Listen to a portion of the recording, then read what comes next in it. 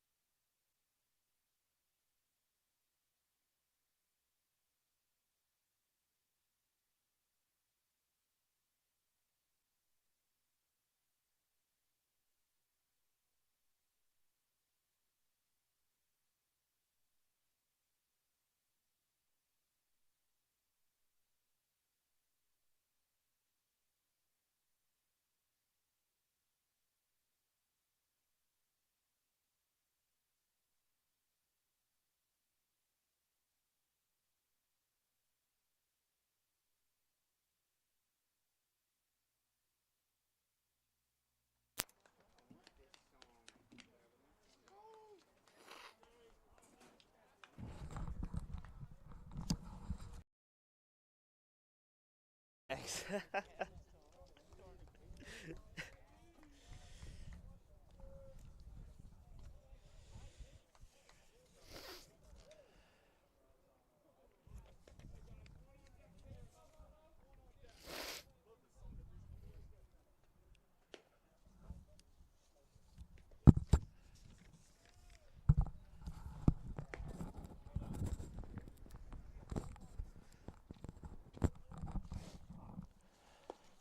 Thank you for joining us, everybody.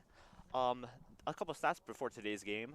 The CCBC Essex Knights, 8-14 overall against the 12-4 Chesapeake Skipjacks. In the last meeting, on March 30th, 2019, Essex swept the doubleheader. They won 7-3 in Game 1 and 6-4 in Game 2. Since 2016, Chesapeake is 6-2 against the Essex Knights today. And the Skipjacks are actually on a 5-game winning streak coming in today. They have 124 runs in 16 games with a batting average of .334, with a team ERA of 4.3. Strikeouts on the season so far for the Skipjacks. And leading off today for the Chesapeake Skipjacks is number 10, Kyle Waters. He'll be playing shortstop today.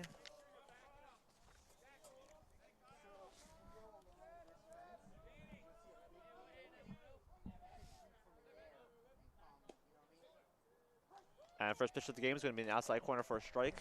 0-1 the count.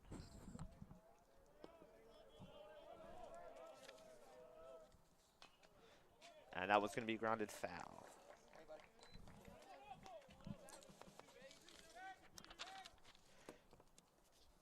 Waters today, he is second on the team with 21 hits with a .382 batting average. He also leads the team with 6 doubles and 1 home run on the season. And struck him out swinging. A good first inning so far for Bustos and the Knights. Starts out with a strikeout.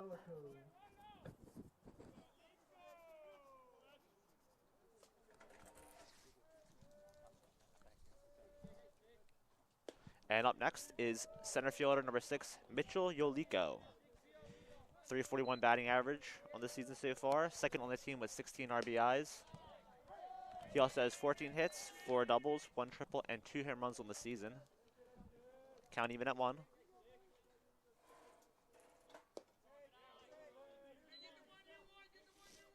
Yolico ahead in the count now, 2-1.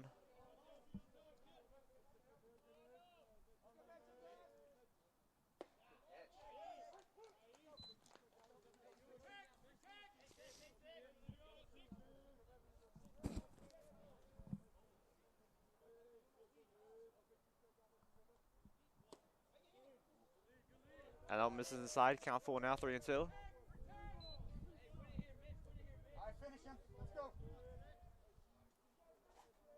Payoff pitch here. And that was going to miss outside for a ball. And Yolico will be taking first base. Number 5, Austin Massey.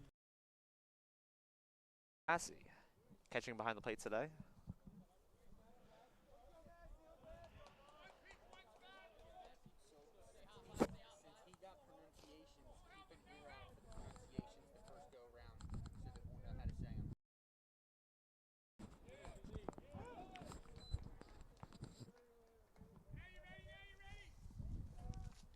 On 1, count on Massey. Yolico at first base after a walk.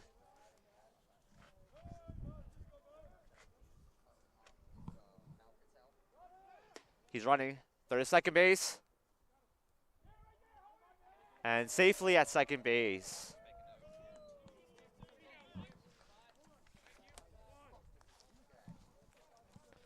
Yolico with his 8th stolen base on the season so far.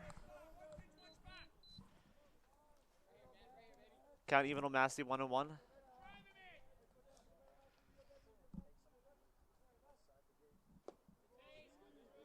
that was going to be low for ball 2.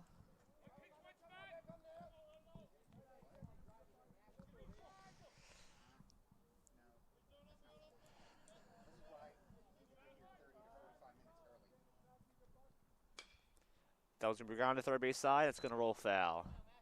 Count even at 2 now, Massey. Yolico at second after a walk at a stolen base. 1 out.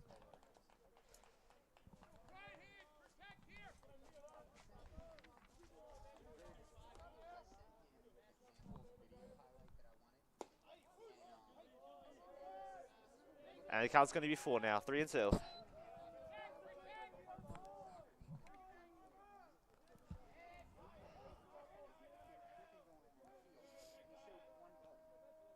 Here's the pitch.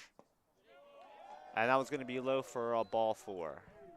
The Skipjacks now have men on first and second. Number 22, Will Pope. Up next is first base number 22, Will Pope. He has a batting average of 400 this year with 14 hits, 2 doubles, and a triple.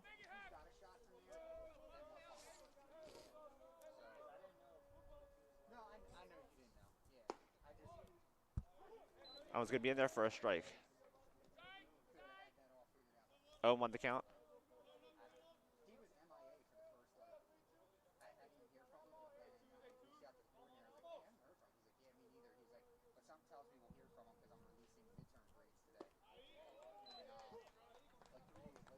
Bustos working ahead early on Pope. Count 0-2. Then on first and second, double play opportunity is possible. I was going to be low outside for ball 1. 1-2 now.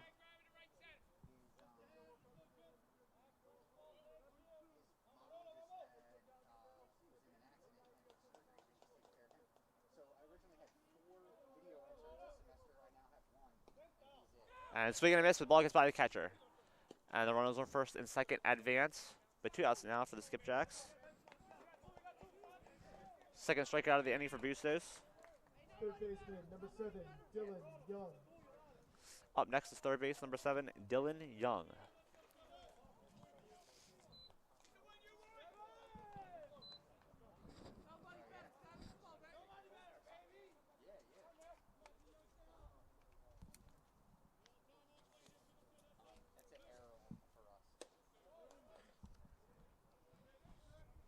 Young on the air with 15 hits, 2 doubles.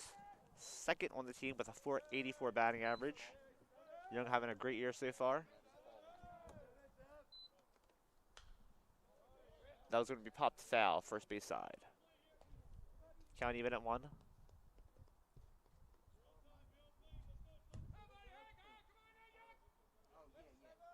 Then on second and third for the Skipjacks, 2 outs.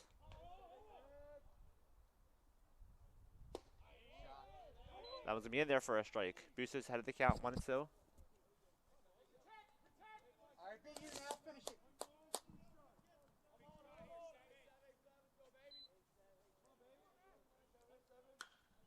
That one's line, third base side foul. Young staying ahead.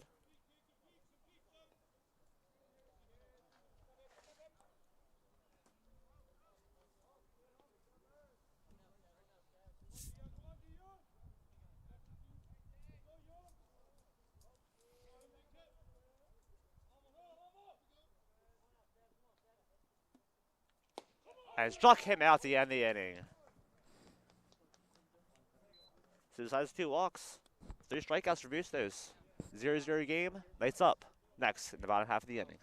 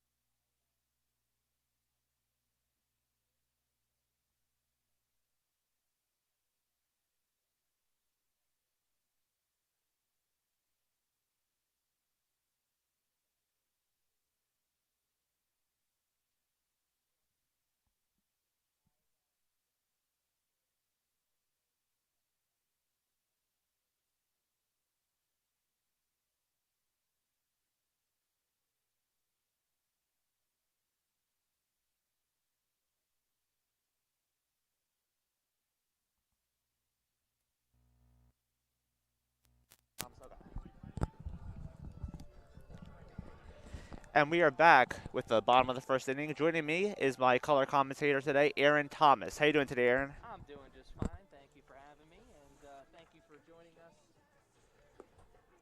in the booth here this afternoon for what's been an exciting start to the game, right?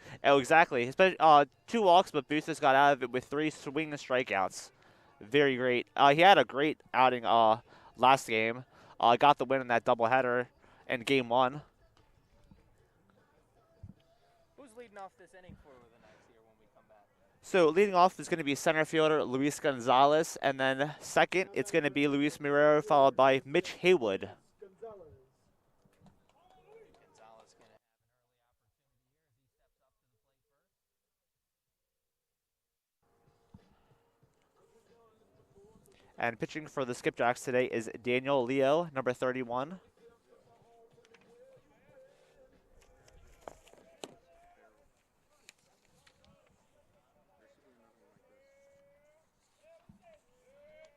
Leo on the year, 4 games started, 3-0, 20 innings pitched with a 1.80 ERA, with 30 strikeouts on the year. He's off to a good start here with that 0-1 pitch.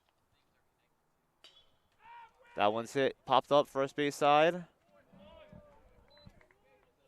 Probably got the end of the bat there. Second Good baseman, swing on it, number but 10, some good movement on that Marrero. pitch. Yeah, I mean, so far, Leo's been in control so far in that first at bat. And Marrero's up now, playing second for the Knights today.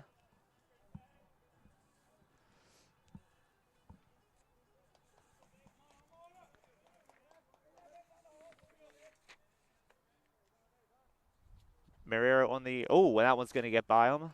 Almost got hit. Was able to get out of the way of that one. Showed bunt as well. Would have loved to have been able to get the bat. And actually, it's the ball. He did get that bat out of the way.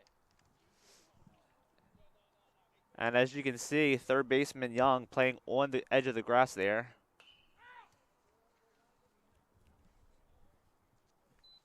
Maybe he showed bunt just to get him on that edge of the grass because he was swinging away on that one. 1-1. You always want to keep these fielders guessing, especially when you have great speed.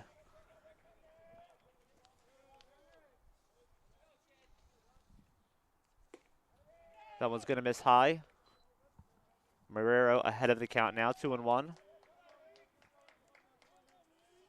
going to keep you plugged in between innings. We got to check something out. And there's a swing. And he gets us back to even. It's a good at-bat here after a quick first out on our first at-bat in this bottom of the frame. I know I heard this here. I want to give some boosters some time to rest a little bit in that long first inning. All right, we'll take a look at it. Long first inning, but he got the job done with that 0 still on the board, and that's what matters here going up against this high-powered Chesapeake team.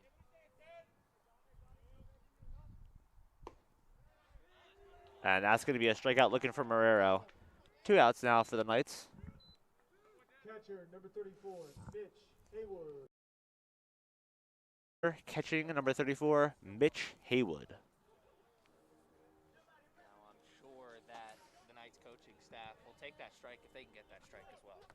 Maybe not happy with it right now, but if their pitchers will get that in the top of the frame.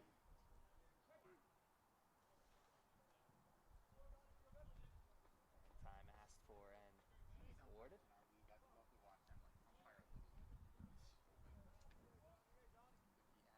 And the first pitch to this at bat is going to be on the outside corner, but for a ball.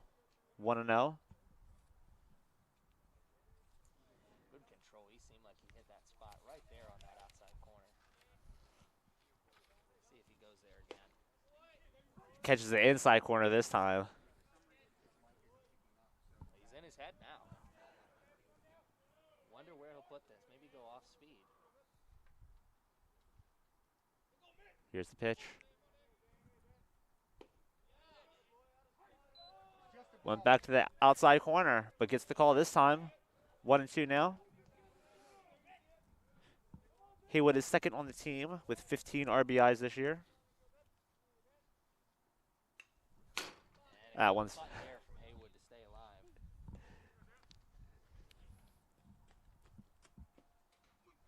Said second on the team and with 15 RBIs, he backs that up with 18 hits and 8 doubles, which leads the team and is tied for 6th in MDGCO. He's in an early battle here, 1-2.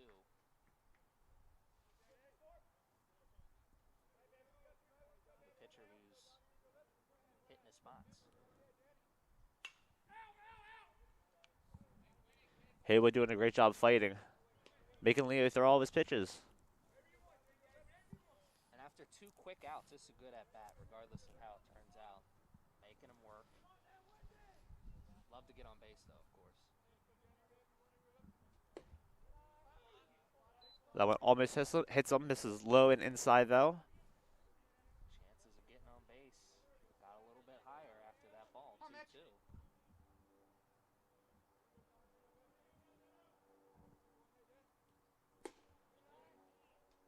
Full count now. Great battle here between Haywood and Leo. Haywood's got to remember that strikeout on the last at-bat came on a low pitch, so that low pitch is in play here. And another strikeout. That's going to be a strikeout to end the inning. And after 2 straight balls on that inside part of the plate, he gets his second strikeout of the inning on that inside part of the plate. 2 strikeouts in the inning, correct? Yes, correct. And also 5 strikeouts to start this first inning off. Bustos strikes out 3 to end the top of the first inning, and then Leo gets the next, the Barrero and Haywood to strike out to end the bottom of the first inning. And we will be back with the top of the second. That worked. Whatever you did. Keep your heads up, please. That'll be first. You can talk to each other because that would actually help. And we'll see what he has in store here after you said he struck out the last 3 batters he faced to get out of that top of the inning. And they're all swinging strikeouts, actually, which is very impressive. Getting those hitters guessing and chasing his pitches.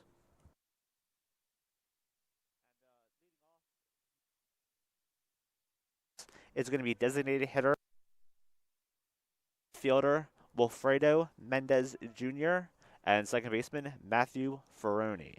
Well, let's see what they have in store as almost got that throw down. And the timing not on there, but we are going to see what the Chesapeake hitters have in store. They had runners on in the first inning, but like you said, they finished with those 3 strikeouts. Let's see what kind of adjustments they make here in the second frame after a quick bottom of the first for the Knights. And Tibbs having a good year so far for the Skipjacks. He has 9 hits, 3 doubles, 1 triple, and 1 home run on this season. He takes a strike to start things here in this bottom. It's put in play, over to third, and gets the out at first base. Quick play, and a quick out. Left fielder, number 13, Wilfredo Mendez Jr. Great job of Trinka to stay with that and throw it get rid of it quickly to Johnson and get Tibbs. Got to be a sigh of relief too for the Knights defensively after having to work for those 3 outs in the top of the first. What's up? Now here starting the top of the second with a quick out. And we have Wilfredo Mendez What's Jr. going on? next. He's been deploying field for the Skipjacks this year.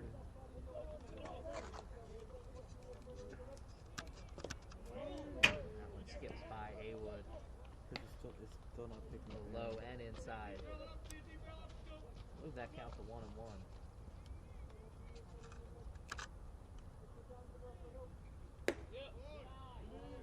Good movement on that pitch, but just misses outside. He really did. He had tremendous movement. Broke that one off. Man, really looked like it was going to end up You're in right, that it's picking up right-handed through the batter's whole box, but it Just cut overwhelming out whenever just they to hit the it. outside portion of the plate. A little outside, though. 2-1.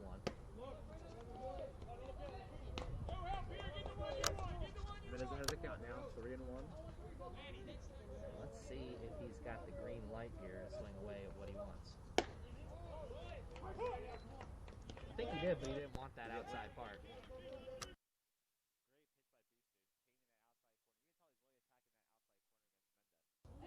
And the outside corner as the hitter is something you got to kind of be anticipating. Even the pros struggle with that Second outside baseman, pitch. number 9, Matthew Ferroni. Second baseman, Matthew Ferroni, up next. for the skipjacks. All right, let me know what it sounds like after the strikeout. So I think we got him here. Mendez on first after that ball. And then we're just struggling with Dan. Tough battle though.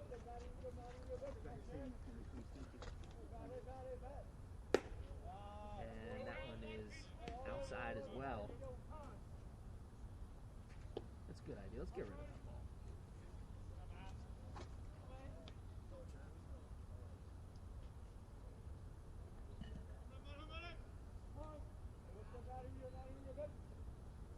Went out so far this inning.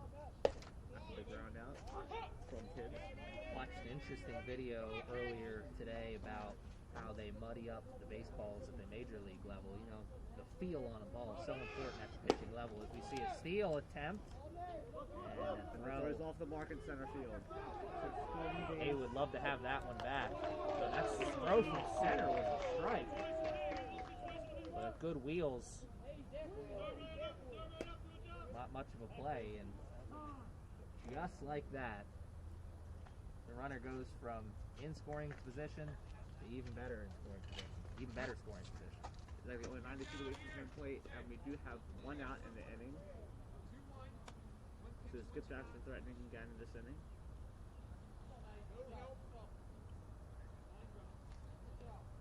Difference though this time is there is one out, so you got to be smart on the bases. Not want to run just on anything. Make sure that it's deep enough that you can get there. Don't really want to run into the last out at home. But we do have a meeting of the minds at the pitcher's mound. Talk strategy here is still in the middle of this at bat with a 1-1 count. Do you think a hard hit grounder? Do you think they're going to send the runner on contact, or do you think they're going to hold him? I think in the early stages of this game, you'd send the runner, particularly if it's hit up the middle, hard. Hit to one of the corners, maybe you think otherwise. But up the middle, yeah, no, in the early part, with one out, why not? Especially he showed good wheels and good smart base running with taking third.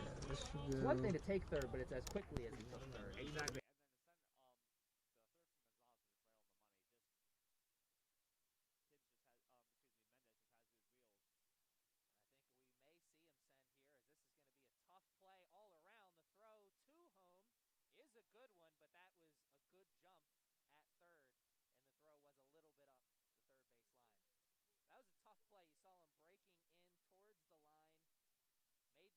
Which was most important, gave himself a chance to play at home, but that is our first run of the game now. And Meemaw made a tremendous effort trying to make that making that catch and following it and tracking the ball. Muma has showed some prowess at the plate here this season with a grand slam to his name, showing he's got some range out there in right field. And some potential with the arm. He works with the coaching staff. Maybe later on in this season, that throw is a little bit closer to home, and he maybe gets him out. Base is empty now for the skipjacks. And a hard hit ball in the hole, and it eats him up. Keeps him in front, though. Make sure that it is just a runner at first. No chance to go to second.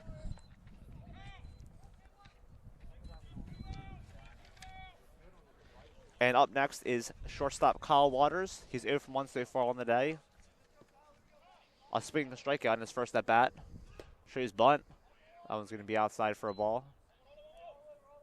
I think we take for granted how difficult it is to pull back on a ball when you got that bunt symbol on. It's good reflexes. I mean, especially because that's going to be a slow ground to third. Chopper. Oh, good stretch. What a pick from Johnson. Tip of the cap at third, too, because that's a tough play. And it caught him on the heel of the glove, so it's a tough relay on the throw. Good plays all around. Love to see that.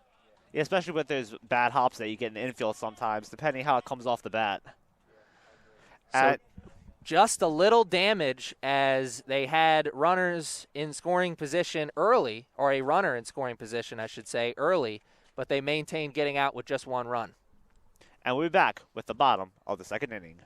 Skipjacks up, 1-0.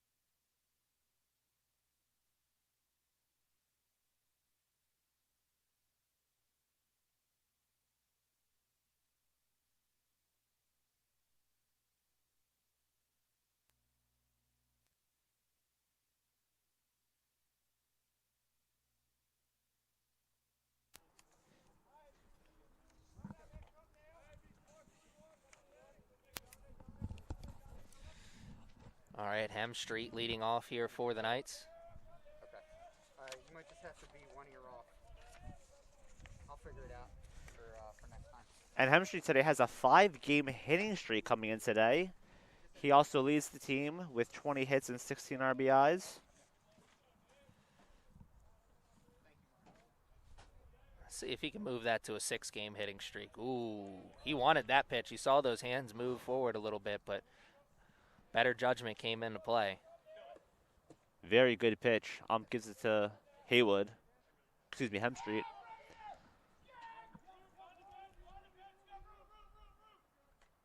Hemstreet, not the result he wanted after not swinging at the breaking ball out of the zone. Popping up the third. And Young did a good job with this high sky. Even though it's cloudy, he did a good job tracking that ball and keeping with it. Make that catch in foul territory. Left fielder Emmanuel Maldonado is up next for the Knights.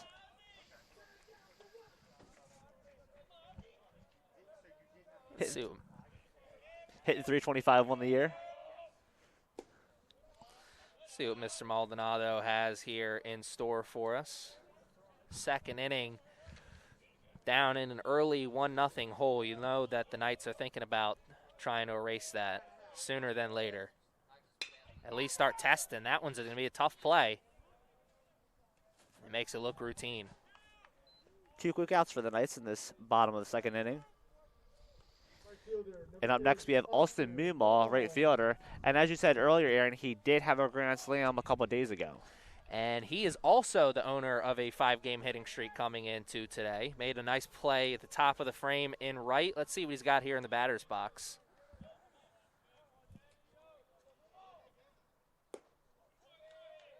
Skipjack's defense being tested here early after 2 strikeouts for them, for the pitching staff last time we saw them.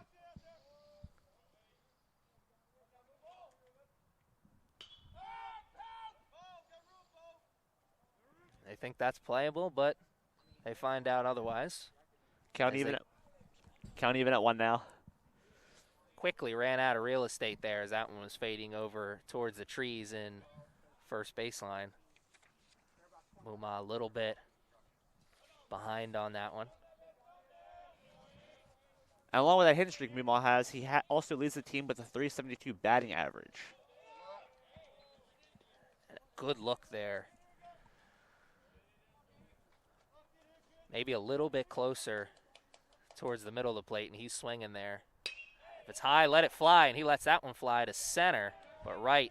Great hit, unfortunately, right at the center fielder, though. It was. Made good contact, loud off the bat.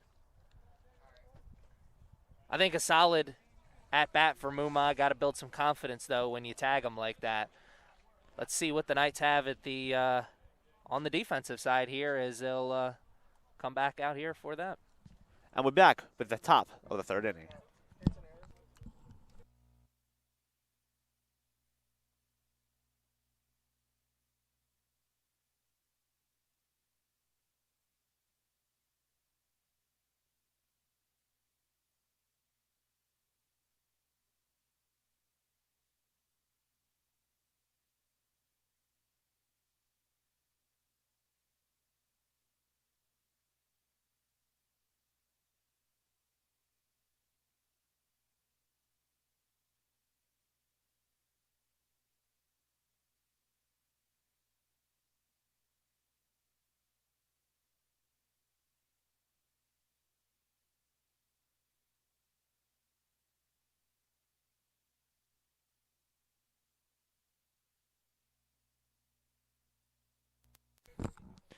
Aaron and I are back with you. Top of the third inning here. Leading off for the Skipjacks is Mitchell Yolico playing center field. So you got to think the strategy here offensively for the Skipjacks is be aggressive. We're now in the third inning, and both the first and the second inning they had runners in scoring position. And I'm sure for the Knights they want to try to get a 1-2 third inning, keep as many base runners off the bases as possible, considering what happened in the last 2 innings. The positive is they went through those 2 innings giving up runners in scoring position both times, but they only gave up 1 run. 4 balls, though, to start this inning. Not making him feel so positive, I'm sure. Early opportunity for the Skipjacks again. But also another flip side to that is an early opportunity for the double play ball for the Knights, if they can get the ball they like. Nice play and tremendous defense last inning. We'll see if they'll be able to keep that up in this inning.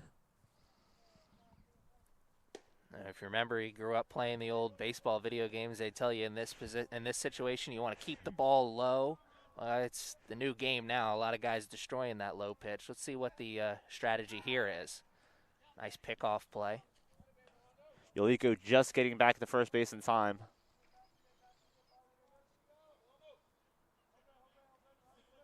I hear the that would have changed the momentum. Definitely. Another pickoff almost gets them.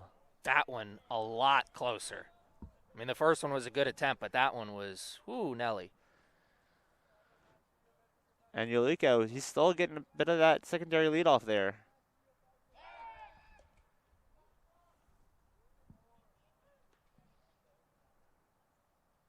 Very confident. The aggressive play continuing here for the Skipjacks.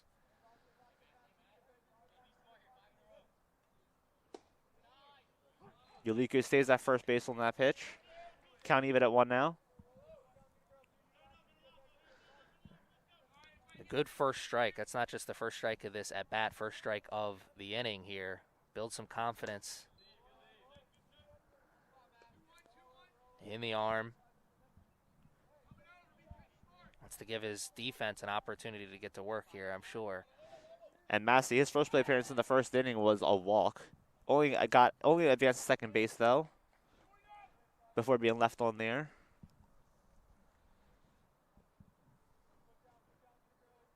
An early test here, 2-1. Comes to the plate with some good stuff, and this hitter was right on top of that, maybe just a little bit out in front as he just squirted that one down that third base line. And Bustos keeping an eye on Yolico because Yolico's last at bat after he walked, he did steal a base. So a base stealing opportunity is possible for the Skipjacks. Count even at 2, though.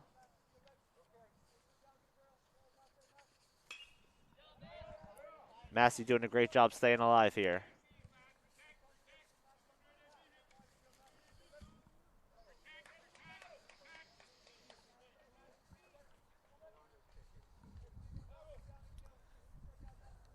Yolico on first after the walk. He's running. And Haywood, I'm sure, thinking about how he could have had a chance at the strike him out, throw him out. That's what's going through his mind, I'm sure. Just couldn't get that transfer out of his glove down. We now have a runner in scoring position, but 1 out now. And that's going to be Yolico's second stolen base of the game here. That was a tremendous battle there. Both sides fouling off some tough pitches, but it does finally go the Knights' way. That one will go their way, too. Starting to find a little bit of a groove here, I think. Oh, absolutely. Especially after the past couple of innings. Bustos probably calming down now and finally finding his groove. He did strike out Will Pope, who is up now last inning with a strikeout in Pope's last at bat. Hats flying all around there in that right field center. Meanwhile, Johnson and Marrero, all three trying to track that ball down, but that ball just ahead of all three of them, just out of reach.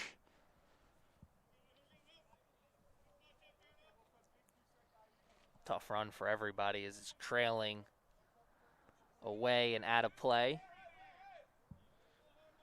Though quick hole, Rolando's up here, 0-2. Good job of keeping the ball in front. And it's good to see him getting ahead of the hitter early in this at-bat, because the previous at-bats, he was missing the strike zone a little bit. He was. An early hole that he climbed out of in that last at-bat where he got the K, and this one's popped to second. Caught cleanly, second out, and keeps the runner at second. 2's all around on that. Essex Knights defense doing a good job keeping the Skipjacks at bay here so far and early in this game. Dylan Young up next. His last at bat, he struck out swinging. Londo got to see the potential here after giving up that early walk to start the inning and then the steal. 2 outs after that, and now facing a man he struck out earlier.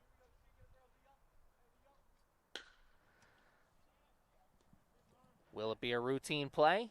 It is. Erazo with a great job handling that bad hop. And one left on base for the Skipjacks. We'll be back with the bottom of the 3rd inning. Skipjacks up 1-0.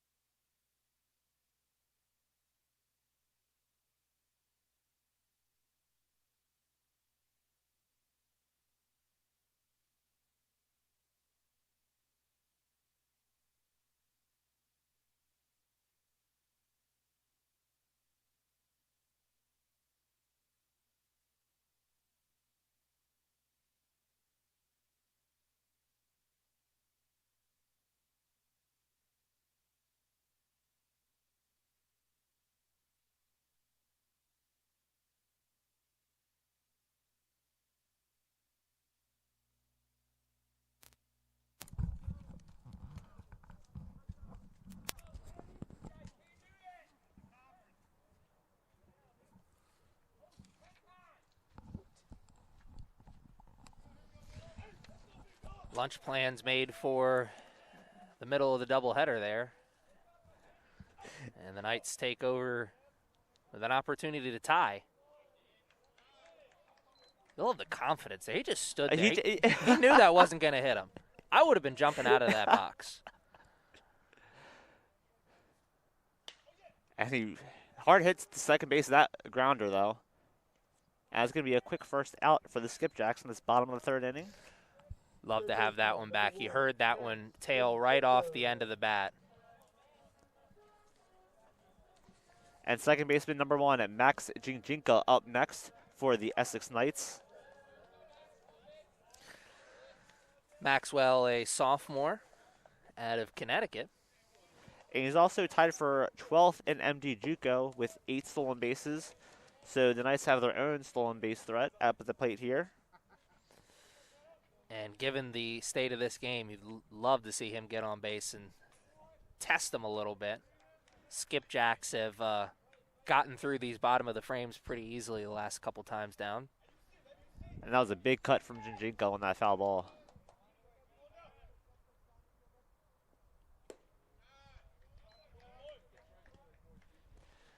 Strategy for the Knights has got to be swing that bat because he is throwing strikes. He's not walking a lot of people. He's not really throwing a lot of balls. And even though there is 2 strikes, I'm looking over at Young, third base for the Skipjacks, and he was still playing in on the grass, even though there were 2 strikes. I would say that would probably be a strategy knowing that he's got some wheels. He'll take the chances of a hard hit ball his way, knowing that he needs to get that ball out of his glove as quick as possible. And a great eye from Jinjinka. Makes the count full now, 3-2. You saw Skipjack catcher thought that was 3. He's ready to throw around. And we've got a battle here.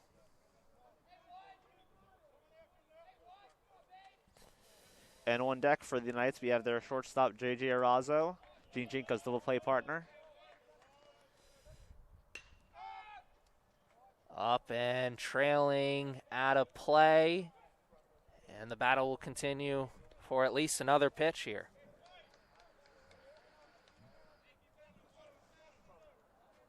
Anything close with this full count. Words of encouragement from the dugout. Big inning here. And got him. Spot the ball was. Please be consistent. Outside portion of the plate. 12, JJ Erazo. Looks like the umpires may be favoring the pitchers here with the strike zone, his personal strike zone here. We are in the middle of a pitcher's duel. 3 pitches ago, it was a ball.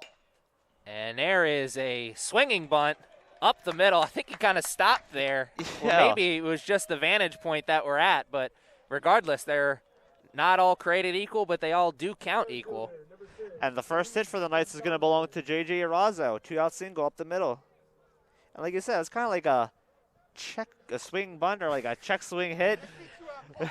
Hey, you know what? They all end up being home runs when you're talking to your grandkids 20 years from now. So. And we have our center fielder, Louise Gonzalez, up next. 0 for 1 on the day so far. And Luis Gonzalez loved to have that one back as he tipped that one off the bat and popped it into shallow left center to be played easily by the shortstop. So the Knights get their first hit of the game. We'll be back with the top of the 4th inning. Skipjack still up 1-0.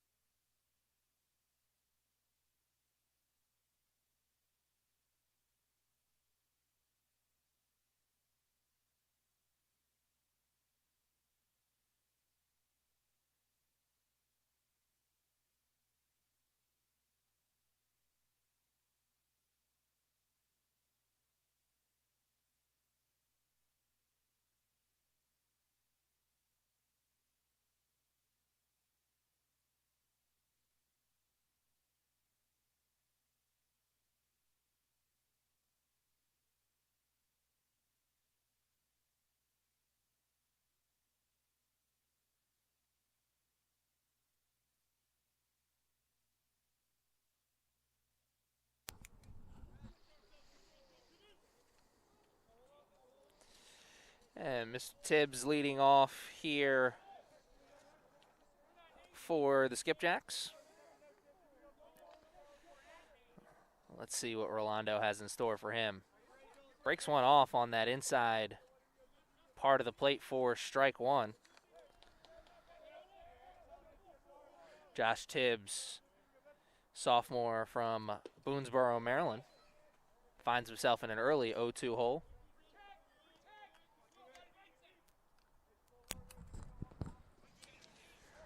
Early 0-2 hole. Will it be an early strikeout? It will! Great pitch from Bustos, catching that outside corner there. Yeah, he had a little extra cheddar on that pitch there. And a great way to start off this top of the 4th inning as well, and such a pitcher's duel that we have going on right now. Though I do not think we'll see that a cheddar bomb pitch here in this at-bat, at least not in that same location, because here it'd be an inside pitch to this left-handed hitter. You know the Skipjacks are looking to get on base, get something, and be aggressive on the bases. And Mendez, who is up now, he scored the only run so far in this game for the Skipjacks, which was back in the top of the 2nd inning.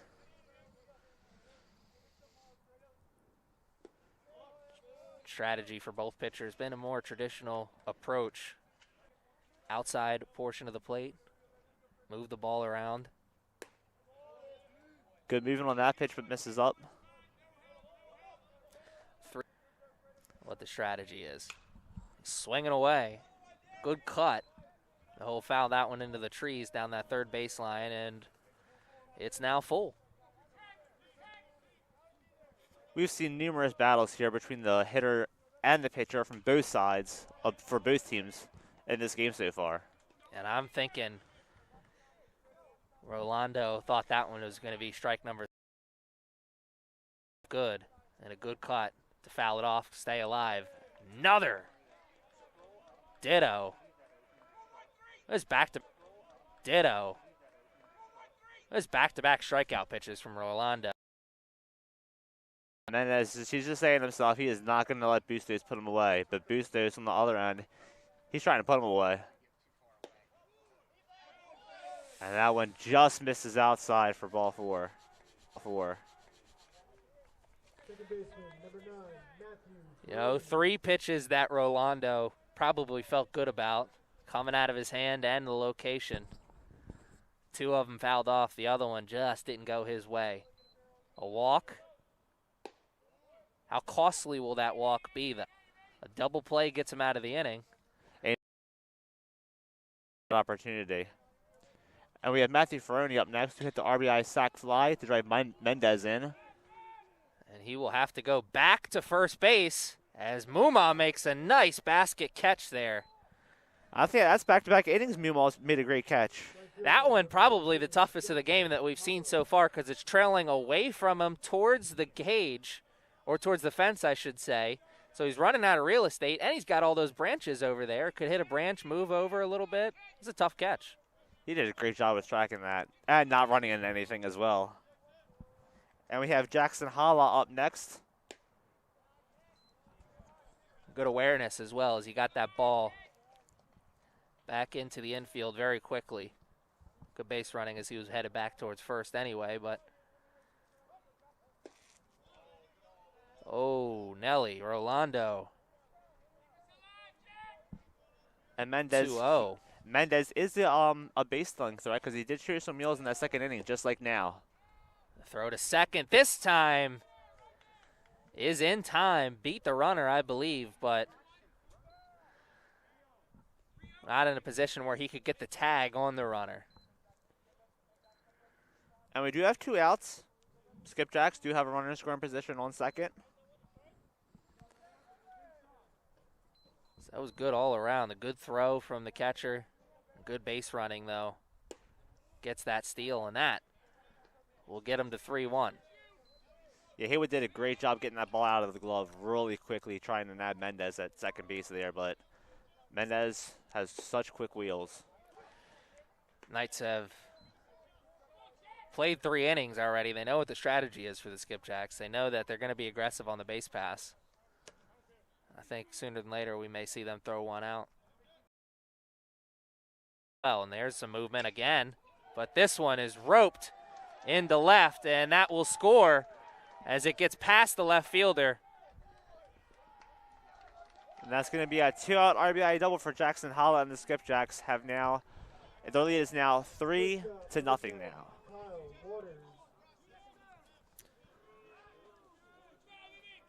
Maldonado, I believe, playing in left for the Knights. It's high grass out there, but probably took a little bit of a weird bounce, ate him up, you saw. After a battle of an at-bat. And the leadoff hitter for the Skipjacks now, shortstop Kyle Waters, is in the batter's box now.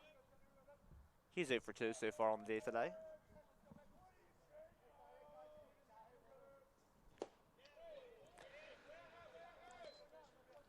Pitch away from possibly going 0 for 3 now as he finds himself in an early 0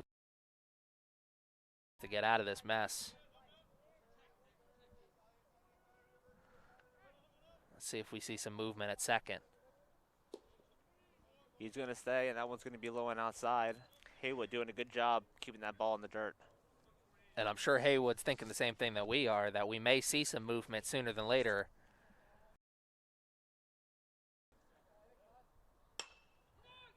Popped weakly to second base, made the play. And after 1 hit and 1 run scored, after the top of the 4th inning, the Skipjacks lead the Knights 2-0.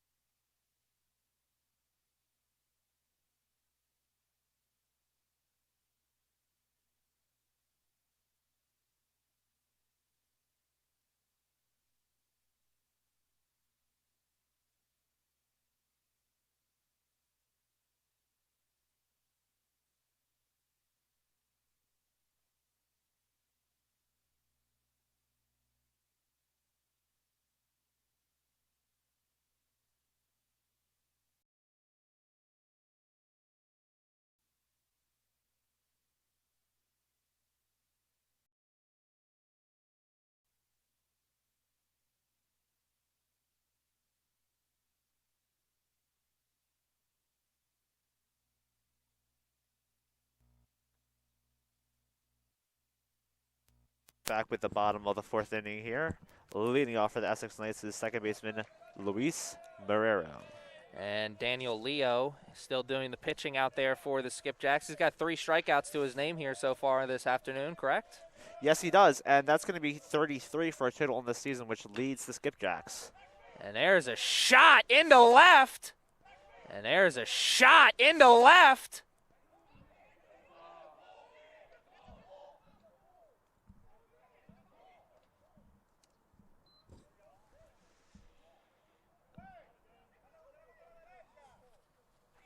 And that's going to be a foul ball here.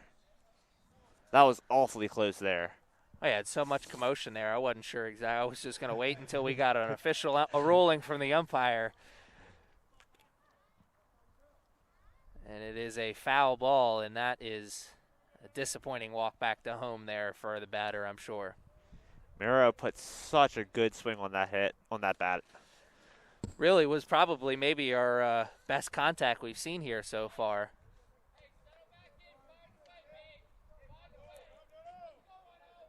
Let's see the mental toughness on display here. Another big cut there. Fouls it off, though. 0-2.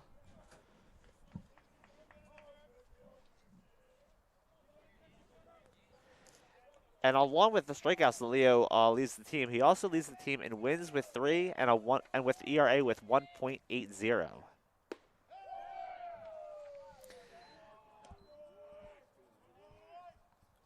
And a tough at bat. I think he was a little bit surprised with the pitch that he got. And after a great start, he'll walk back to the plate with a little bit of disappointment, I'm sure.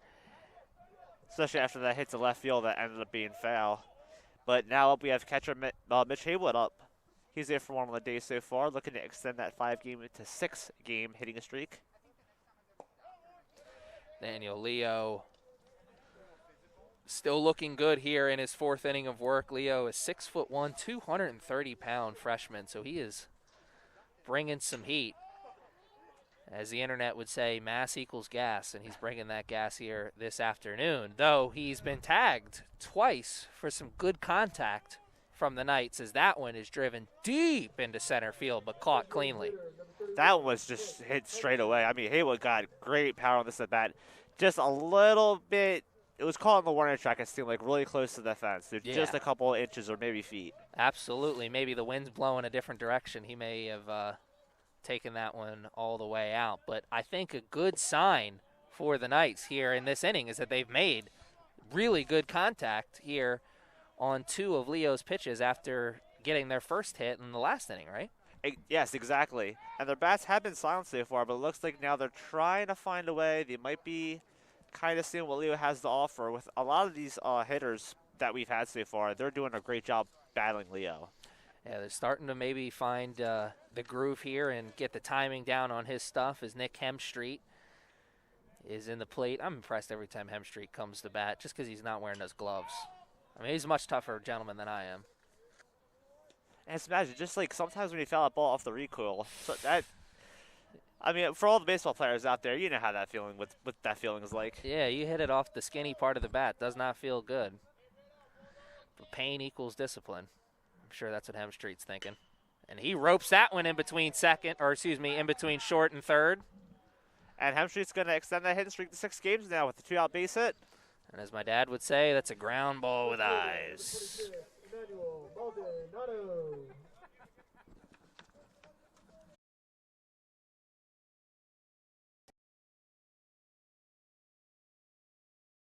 As that inning is extended on that good solid hit for Hemstreet. And then the Knights want to try to get a 2-out rally started in this 4th inning here. Knights coaching staff loves to stay aggressive on the bases, but I don't know if we will see much movement on the bases here.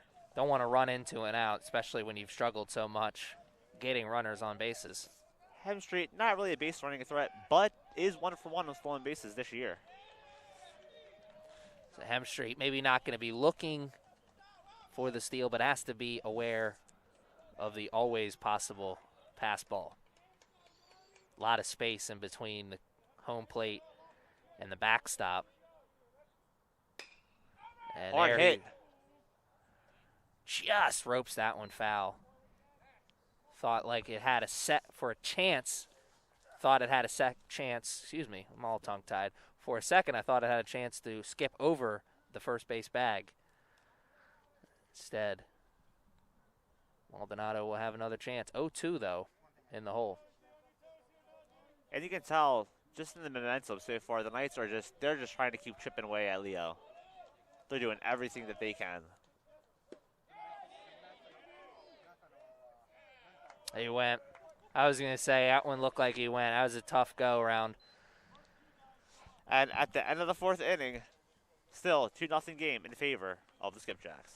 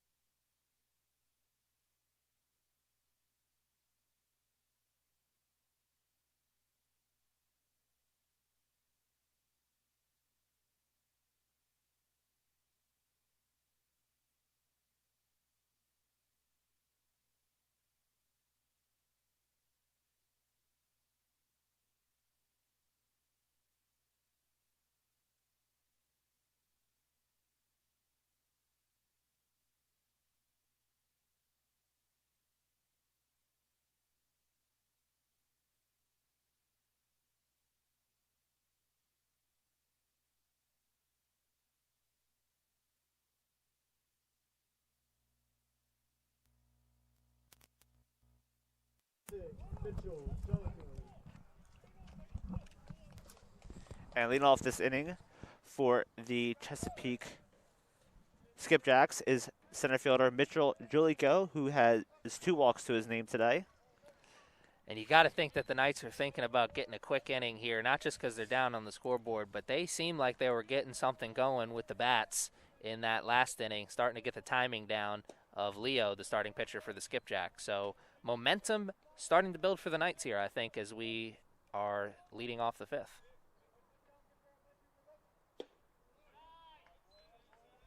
And it's going to be a 3-0 count on Yolico.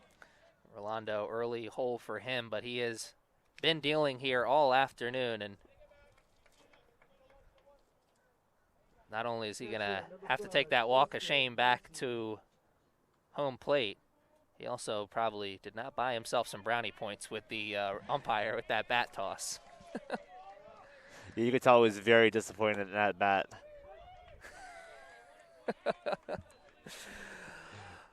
Lessons learned are mistakes repeated. Lessons not learned, excuse me.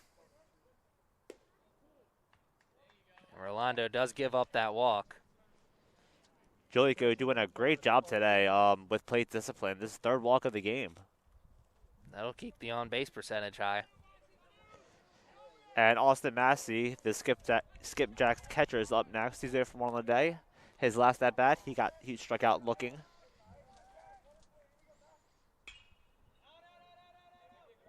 Well aware of that strikeout as he comes out swinging here at the first pitch.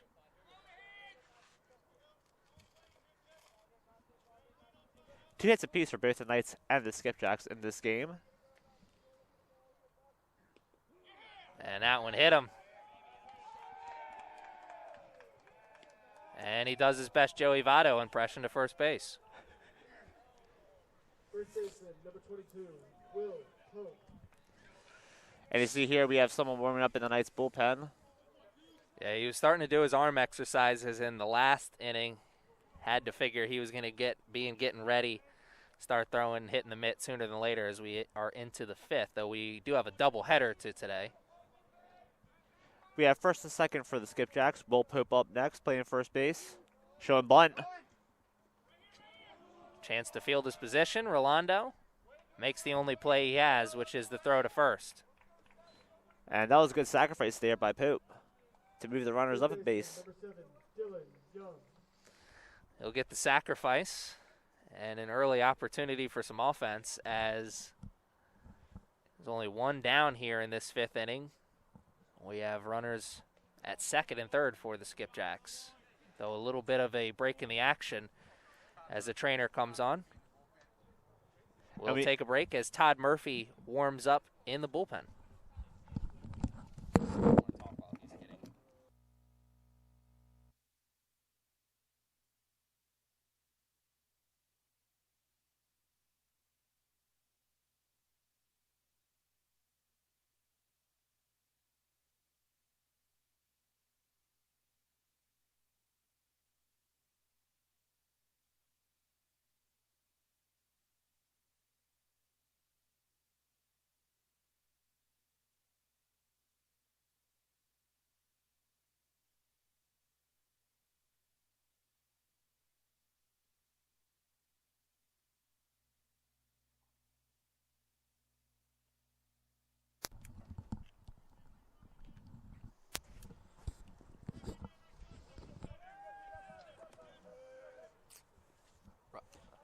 Dylan Young up next for the Skipjacks here. He's 0 for 2 on the day with a strikeout and a ground out.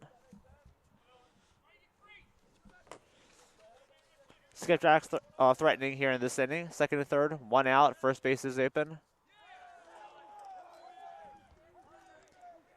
And that was going to get Young on the...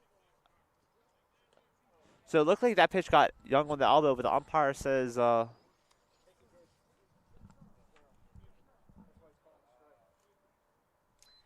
and it actually hit the bat, so it's going to be a strike there. We got the JUCO level of the Michael Conforto play here.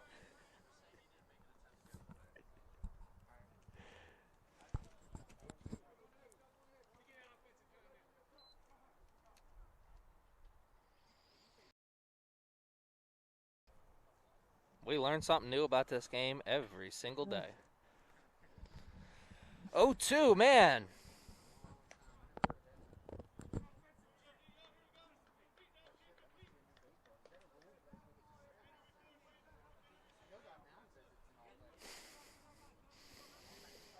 You're right. We definitely do see something new every day in this beautiful game of baseball, though. Oh, the follies of the game. 0-2 is the count.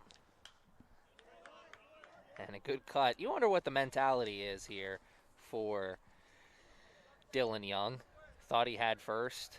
Though I'm with the umpire there. I think you got to make an attempt to get out of the way. I mean, I know he's trying to do his best Brady Anderson impression, but with the first base open, you know he's trying to just try to slide his way on the first base there, but he gets a hit, a blooper. Oh, he says, "You cannot take first base away from me." No, that one's got to feel better than a hit by pitch, right? Oh, exactly. And also he drives in that run. The Skipjacks extend the lead now 3-0. And you got to see, or got to think that you're going to see some movement at first, probably sooner than later. Now with second base open, make Haywood make a decision behind the plate. But with one out here, United Knights would love more than anything to get a double play to end this inning. Absolutely. Absolutely. That's why I think we'll probably see that movement at first sooner than later, because if you can get that steal,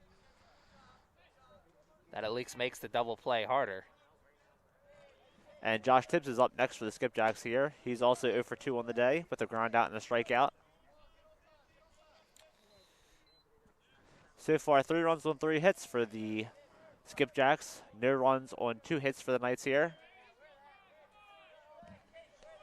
And Rolando is starting to lose a little bit of control here. Runners on the corners here for the Skipjacks. Time called and awarded.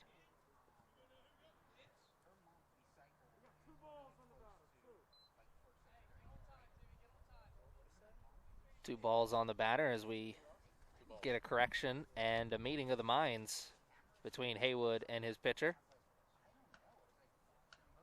And I assume they're definitely talking strategy here, concerning with runners on the corners and 2-0 on the count on Tibbs here. This is a big moment here in the game as the Knights find themselves in a 3-0 hole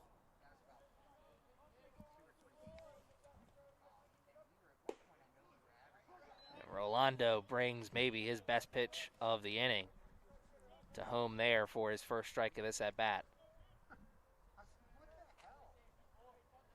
Still no movement at first.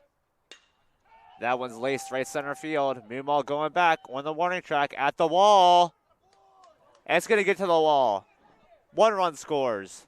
Another one's going to come in to score. He's going for third. There's going to be a play, and it gets by him, and that'll keep him at third. So Josh Tibbs coming through for the Skipjacks with a 2 RBI triple to deep right field. Yeah, he really laced that. If we could watch that one on replay, we'd see a man who just barreled one into deep right and was thinking 3 all the way. And that propels the Skipjacks lead to now 5-0 in this game so far, with Wilfredo Mendez Jr. up to the plate. 2 walks and 2 stolen bases in his last 2 plate appearances.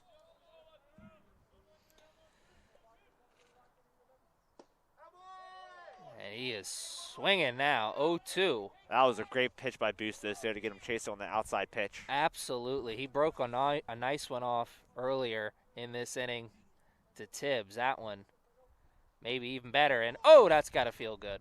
1, 2, 3 at bat for Mendez. And a strikeout for Bustos here. Good morning, good afternoon, and good night. Quick. 3 pitches, and you're done. And we got Matthew Ferroni up now. He's 0 for 1 on the day. RBI sac fly in his first at-bat. That actually drove in Mendez for the first run of the game back in the 2nd inning. Rolando's got to be thinking or hoping that this will be the last batter he faces, getting out here, get his team back with a chance to create some offense.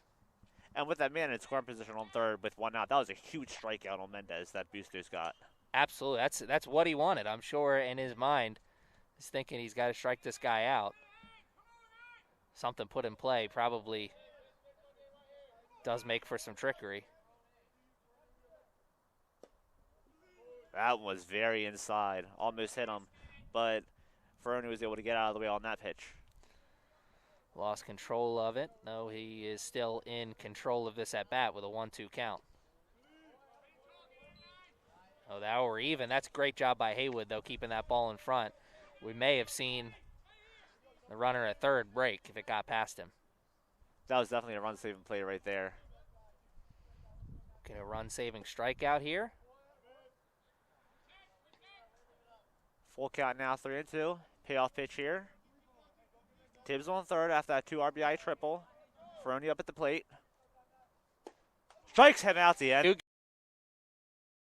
Pitch later than I thought, but man, what a huge strikeout. What 2 huge strikeouts to end the inning there from Rolando.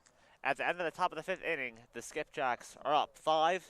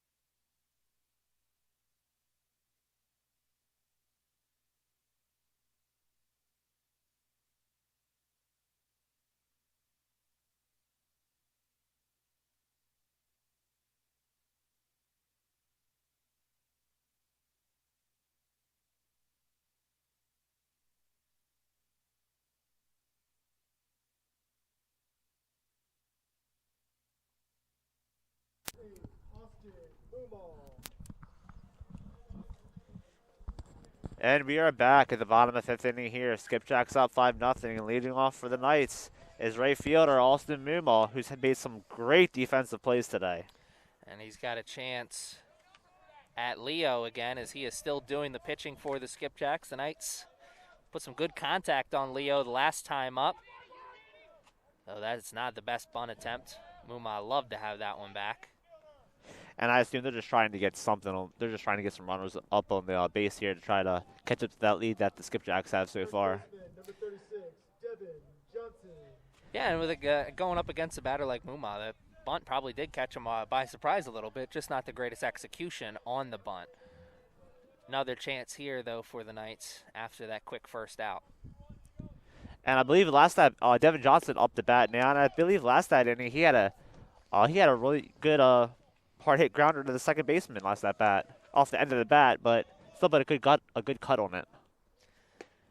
Devin Johnson showed his athleticism off in this contest already. The freshman out of Charlotte, North Carolina, made a really nice stretch at first. Love to show off the barrel here. He sees his first strike of the at-bat, and let's see if it changes his approach. He is ahead of the count, 2-1. Good athletic stance in the batter's box for Johnson.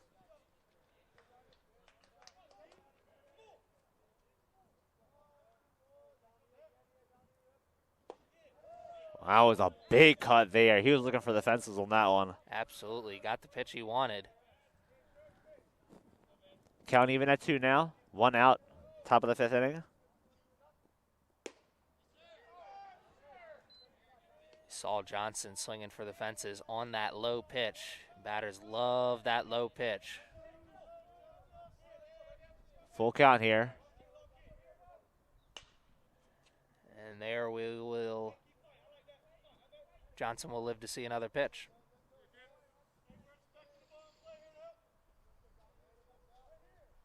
And like last inning, the Knights got some good hard hits what Leo was throwing. Unfortunately, they were outs, but we were hoping Johnson could do something here. And Johnson will take first base as he does his Brady Anderson impression. Takes one right off the old arm meat. And up next, we have our second baseman, Max Jink up to the plate now. He's 0 for 1 so far. He was in a battle in his last at-bat.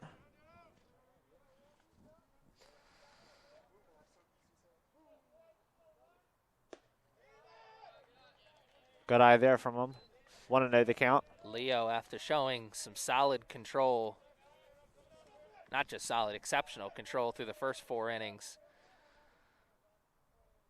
Maybe waning here as we get into the 5th, though. He shows he's still got gas as he brings that one to the plate. 1-1. Johnson leading off on first base.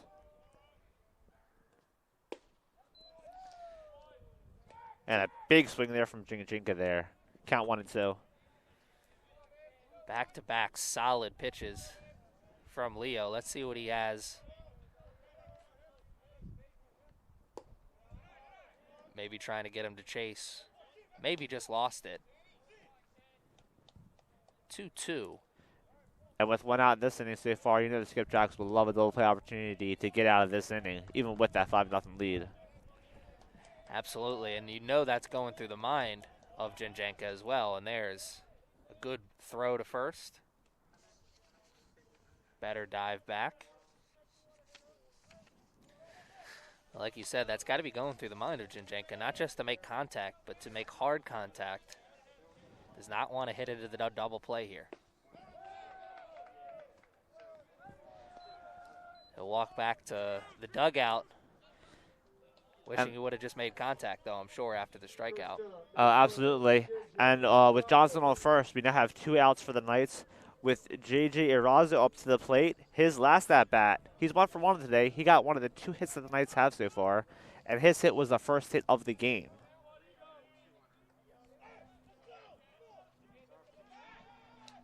Switch hitter. Erazo out of Port Richey, Florida.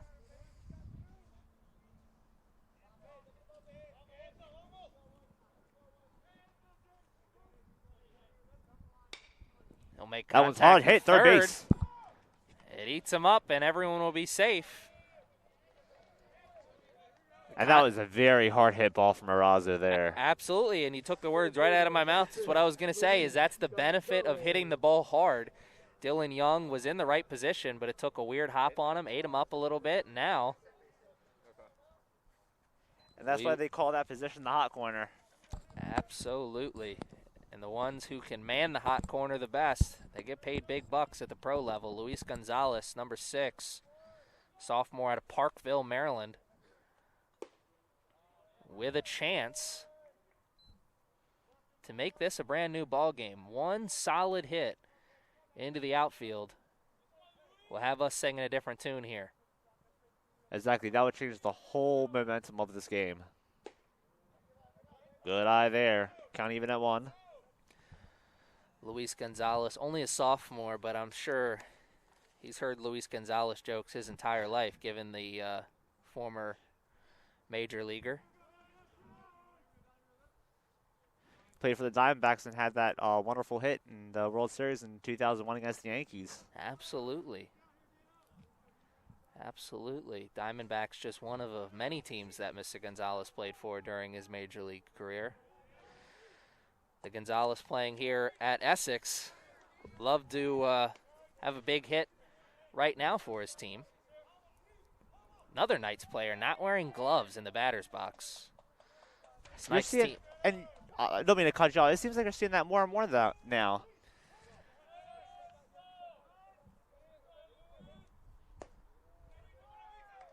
Gonzalez doing a great job here, looking at the outside pitch for ball 3. First, imagine the strategy here. Then he likes. Where does he like the ball? He likes it high. Runners are moving on contact, and that one looks like it'll fall. Foul. This high sky, it is tricky to try to keep track of the ball here, especially when it's sunny. The sun's trying to peek out of the clouds here. And I think we found out that Mr. Gonzalez likes the ball high, as that pitch was a little high in the zone, but he went for it. I think it was still a strike. I don't mean like he was, to say that like he was swinging at balls there. And he saw that ball high. He wanted to take it for a ride. And this may be one of the most important pitches in this game so far. Most important at bat. Full count, 3-2. With 2 outs. And Knights are threatening. Men in first and second. This is a true payoff pitch here. Leo's going to want to come with his best stuff. Gonzalez is ready. And he'll live to see another pitch. And what a battle we have going on in this at bat.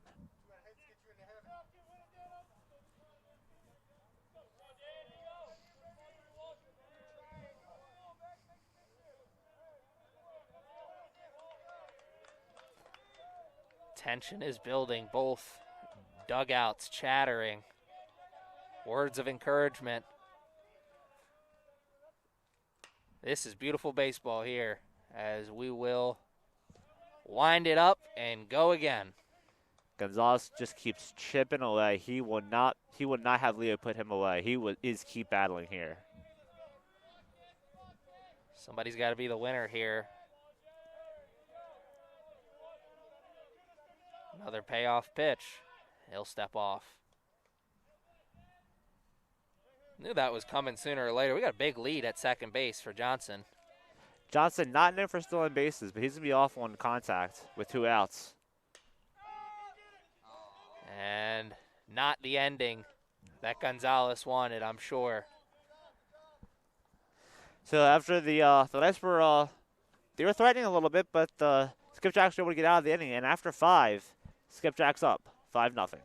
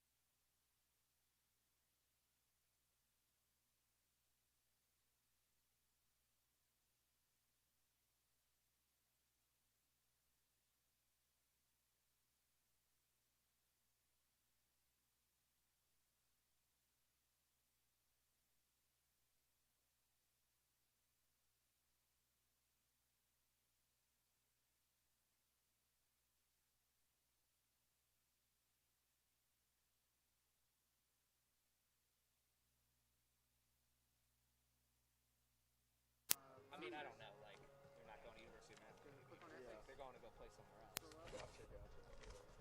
So having that talent. My high school team, volleyball team, went states. Really? Where'd you go?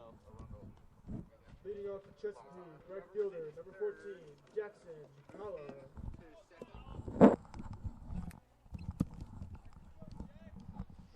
New pitcher here for the Knights is number 29, Todd Murphy. He was a starter earlier this week.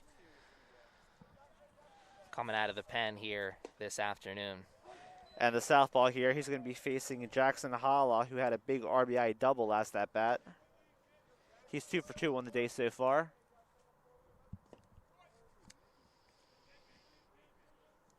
Scouting report from when I saw Murphy the last time was here for the Knights. You'll hear him when he's coming to the plate with his fastball. He grunts that, takes advantage of every bit of arm action he's got and all of that 6-foot frame. And that was a good pitch. Holla with a powerful, powerful swing. Swung right through it. Count 1-2 now. Murphy wanted to break that one in over that top part of the strike zone. Haywood thought he got it too. 2-2. We'll keep this battle alive. Murphy pitches off the side of the rubber there. That one's laced in the left field. Maldonado going back, and that's going to get to the wall. Maldonado's got a tough play here, and he makes the best of it. Misses the cutoff man, but it rolls safely to second base. And that's going to be Holla's second double on the day today. Not the way that Murphy wanted to start this inning, I'm sure, but that's a solid play out there in left from Maldonado after he had one earlier in this game, eat him up, similar position. Making the adjustment this time and making sure it is just a double. And with Waters was showing butt now. Kyle Waters up next for the Skipjacks. He's 0 for 3 so far.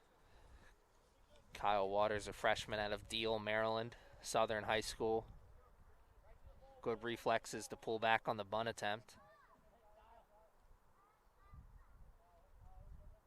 We'll see if he shoots bunt again. Doesn't show bunt again, but he does show good reflexes.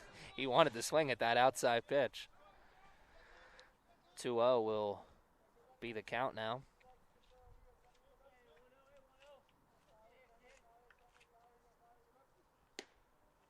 Good eye again. You could tell he wanted to swing at that again. Same pitch in the exact same area. Now it's clear. He just wants to get that barrel off of his shoulder. 3-0 now. Early test. The walk does not kill you here in this situation. Not ideal, of course. But a walk here does reintroduce that traditional double play ball. So zero outs in this inning so far. Holla on second. They can hold that runner at second. They'll live with a walk in this situation, though we love to keep that at bat alive. He does not. So the double play ball comes back into play, the traditional double play ball. You got a runner on base. Double play ball is always in play. Absolutely. But I think with this double play opportunity, it might be tough with Mitchell Yolico up. He, in his first 3 plate appearances, all walks. So he's been having some great plate discipline this game so far. And I think this meeting of the minds at the pitcher's mound is all about that. You got 2 runners on with a man who has been solid at the plate so far. We want to talk strategy, not just to the pitcher, but also the defenders around him. Where is the play? What play do they want?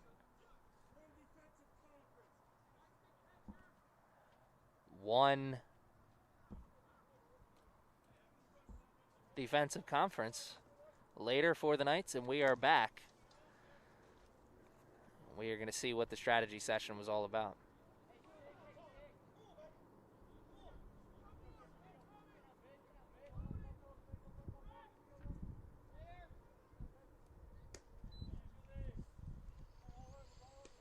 And you have to, even though the Skipjacks do have a 5-0 lead, still a very intense at-bat coming up here. Absolutely. Absolutely. The Knights find themselves down in this 5-0 hole, but if they can get out, get back up to the plate, keep their comeback hopes alive. They won a 0 in this inning.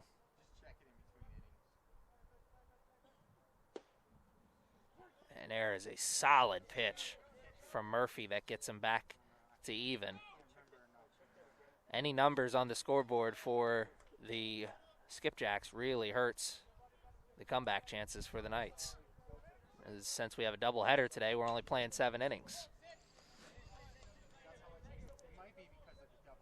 And if things still stay the way they if things stay the way they are now, you know the Knights will be eager to get a W out of Game 2. Absolutely.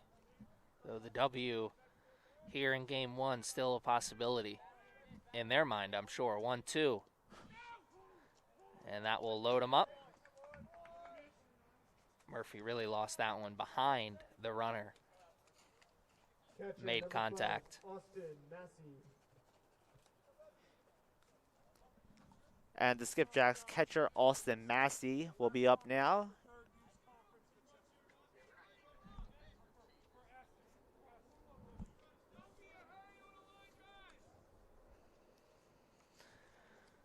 So the bases are loaded here with no outs in the 6th. Murphy has given up a double, a walk, and a hits batter.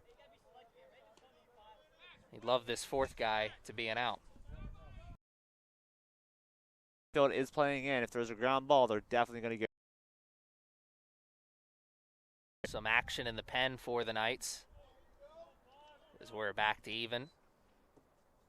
Big cut from Massey there.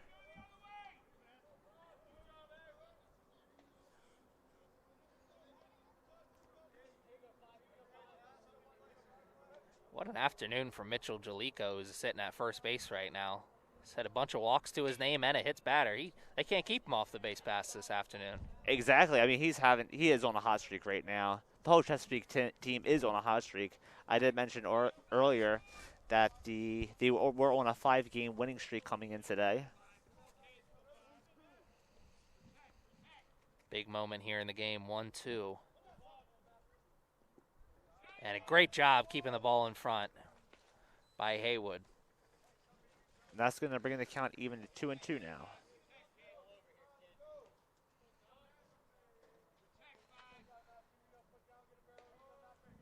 It's back to even, but batter still with his back against the wall here, wanting to avoid the strikeout.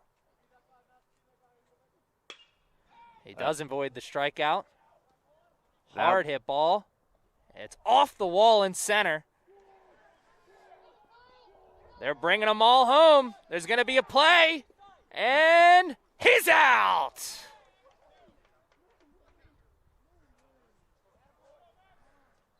It had runners right on top of each other.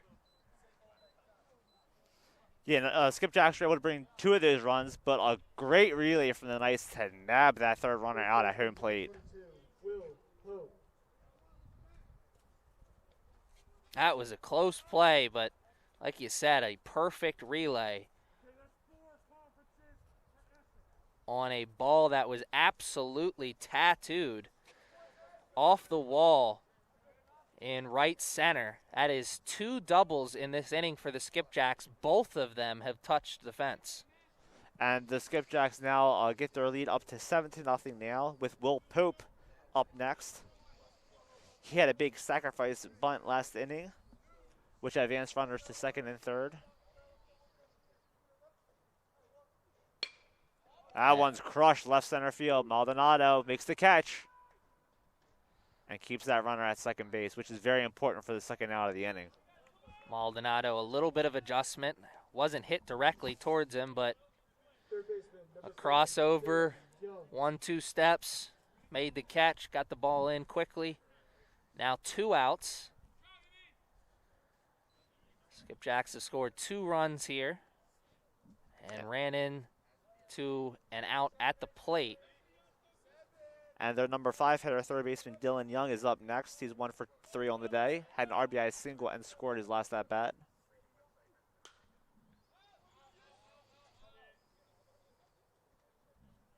Dylan Young had a ball eat up on him earlier in this game at third. Loved to come up with a big hit for his team with a runner at second. So Skipjacks do have a runner in scoring position, but there are 2 outs in the inning.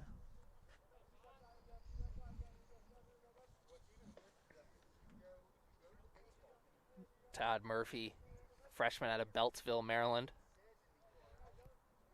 Some really solid pitches here in this inning. You're just seeing how important it is to make them earn it. You had the walk and the hit batter. Led to those bases being loaded, so only one of those runs, or excuse me, only one of those base runners was earned. That's right, exactly. But man, that was a great play at home plate for that first out of the inning. It really was. That's one they're going to be thinking about later, though it's going to be tough to be thinking about it too fondly if they come away with the loss here in Game 1. Definitely one you'll be writing home to Mom and Dad about, I'm sure. Murphy ahead of the count, 1-2. And that one did not feel good. You heard the thud right off of his foot.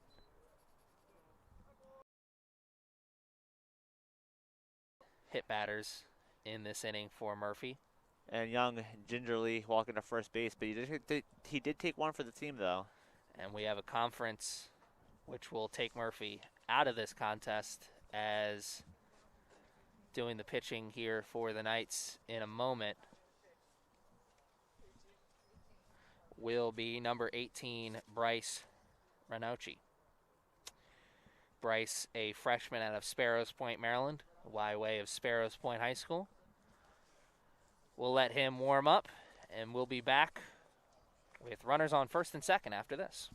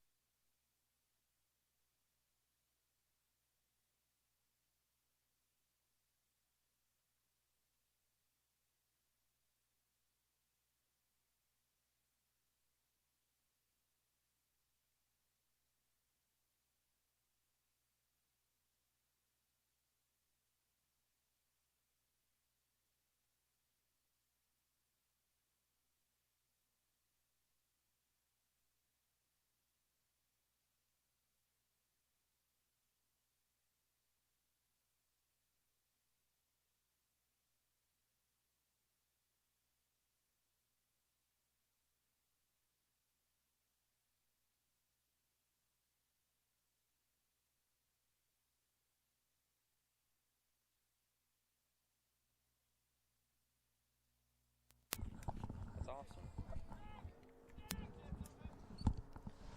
New pitcher for the Knights in this inning. Number 18, Bryce Ranucci. He's going to try to get this final out of the inning for the Knights. And he gets a swinging bunt. And an out. One pitch, gets out of the inning. That's exactly what he wanted. I'm sure that's what they were talking about. So at the end of the top of the sixth inning, Skipjack's up, 7-0.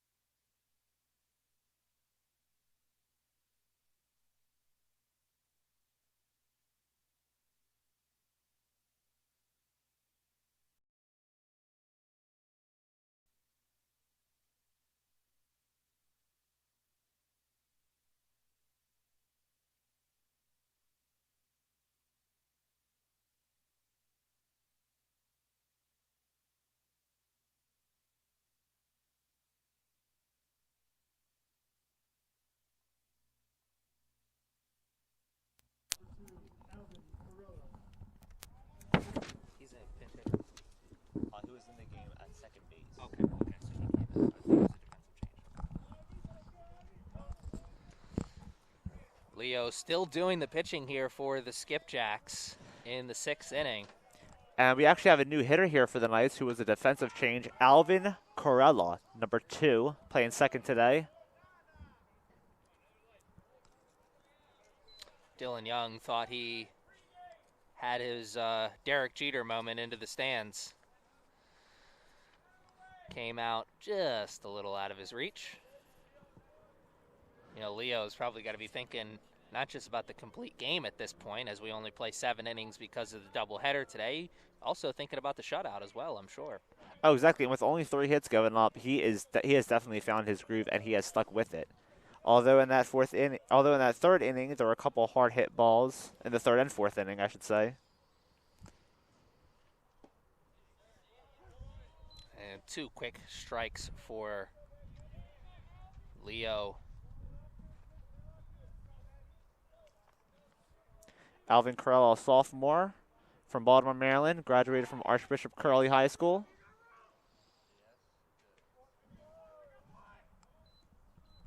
A lot of real estate still to go in that foul state, or in that foul play area. And we have Mitch Haywood up next. 0 for 2 so far on the day. Let's see what Haywood has. Left-hander going up against the right-handed pitcher, Haywood. Some good cuts in his last at-bat against Leo. He did tag that baseball to straightaway deep center field. Haywood feeling confident. And I think if he sees that pitch again, he's going to be swinging. That was probably in a zone that he liked.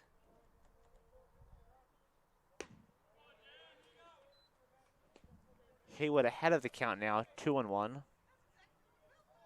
Knights want to work from. That's the Captain Obvious statement. And there's a rip. The play. Great dive and play by Waters. Goodness, from the knees. Popped up and made the play. You'd see being replayed all night tonight on ESPN. Absolutely. What a play. We've seen some defensive gems here in this one. Lots of plays defensively that you'd write home to mom and dad about. And he extended his hitting streak to 6 games in his last at-bat with a single to left field. Hemstreet thought about that one, but some nice break on that pitch. 0-1.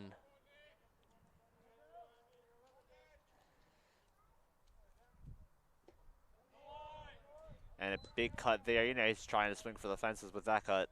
He saw that first pitch. He saw that pitch come out of his hand. He thought he was getting the same thing, but that one, not as accurate.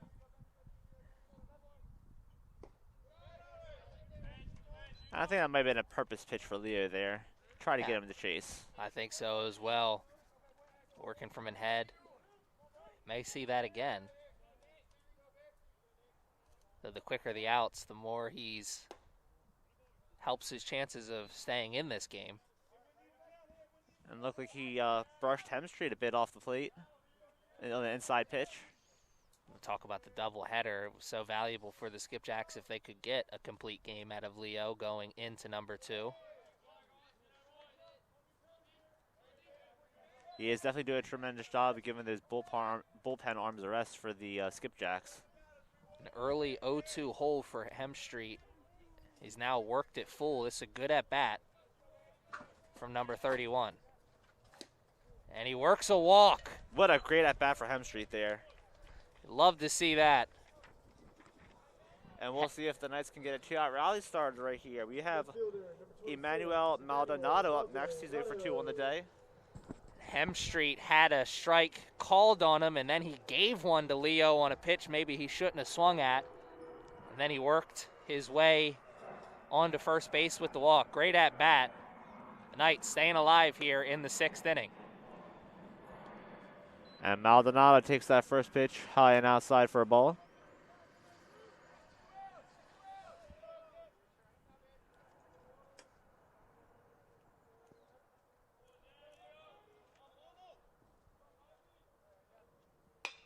Maldonado will rip that one hard down the first base line, but foul. Look for a second. It may skip over the bag. That was pretty close from where we're sitting here. Absolutely, very close. Maldonado's got to be already feeling confident coming into this at-bat. But after a cut like that, got to be feeling a little bit more confident. The Knights are starting to figure out Leo. Starting to get the timing down a little bit. But will it result in offense? And Hemstreet, not with the big lead off first. Yeah, the Knights, they're not looking to run into an out here in this situation, I'm sure. Preaching contact, the coaches are, I'm sure. The good thing with 2 outs is that run on contact and you can run on anything. Sometimes that helps, especially with 2 out, especially with the ball in the gap. Absolutely it does. Maldonado laces one into the gap, and a good jump from first. Go a long way, though. Maldonado instead will hit one into the first baseman's mitt for out number 3. We are through 6th innings, and we are headed into our 7th. With the skipjacks up, 7-0.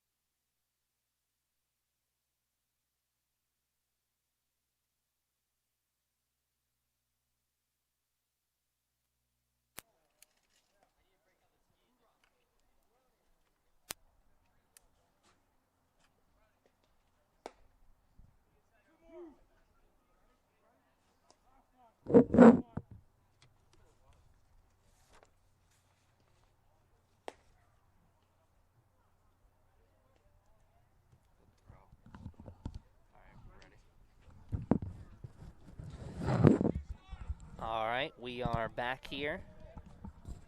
And this could be our 7th and final inning here, as the 2 teams are ready to play a second game after this one. And Ranucci for the Knights still in on the mound here with Wilfredo Mendez up to plate. It's our first chance to see Ranucci pitch from the windup. And Mendez on today. He's 0 for 1 with 2 walks, 2 stolen bases, but did strike out swinging in his last at-bat, which was a huge out for the Knights at the time.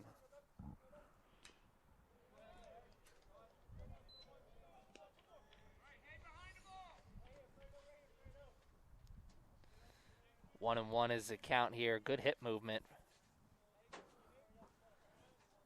from Ranucci. Does a good job of closing the body and then opening up as he's coming towards the plate. Good job trying to hide the pitch from the hitters. Keep them guessing. You hear a lot of pitching coaches talk to guys about be an athlete on the mound. Ranucci showing that there. He gets the strikeout. And next up we have Matthew Ferroni. 0 for 2 on the day. He did have an RBI sac fly his first at-bat, but also struck out swinging in his last at-bat. Only 2 batters faced for Ranucci in this start for him out of the pen, since he's come out of the pen, excuse me. But what a start it's been. Got 1 pitch and 1 out, the bottom of the frame or the top of the last frame. He starts this inning off with a strike. 2-0 the count now on Ferroni.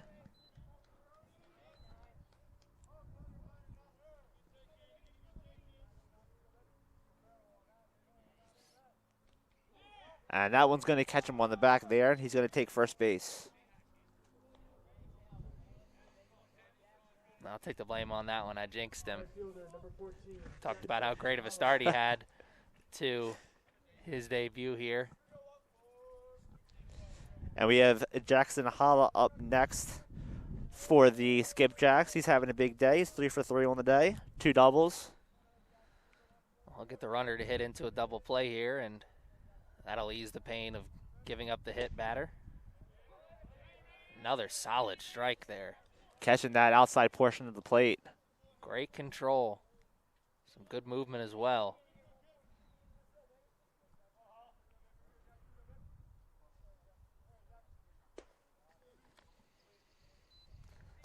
That one a little high.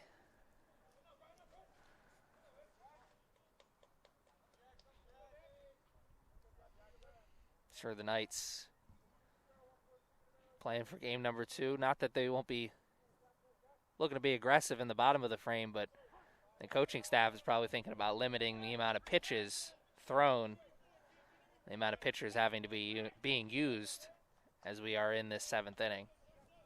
He has difficulty playing 2 games in one day. You want to give most of your pitchers a rest as much as you can.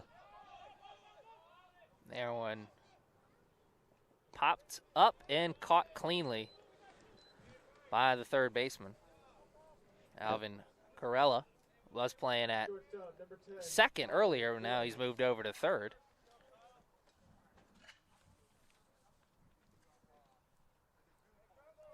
And that is 2 quick outs in between the hit batter. And we have Kyle Waters up to the plate next. He's 0 for 3. He walked in and scored his last at bat with a big cut for strike 1. Oh, man, he was really swinging hard at that one. That's a nice rip. Let's see what he sees here on his second pitch. Kyle Waters, a freshman out of Deal, Maryland.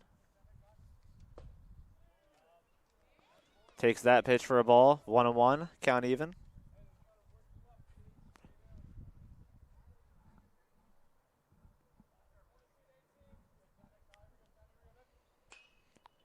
Another good cut from him. We'll go foul and move the count to 1-2 now. Knights 1 strike away from getting to the bottom of the frame and seeing if they can keep this game alive. Man on first after the hit batter. 2 outs.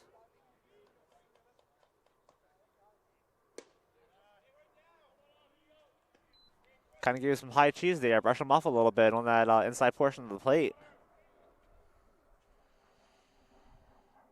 I can't really see where the catcher's mitt is from here, but I don't think that's where that pitch was supposed to go. We'll see another pitch as it's fouled off. That last one is fouled off, and the count is now 2-2 for a little bit longer. The red hot Mitchell Yolico is on deck here. He's been having a great game so far. And they say he went. And a big strikeout to end the inning. And we'll be back with the bottom of the 7th. Essex going to try to come back from a deficit.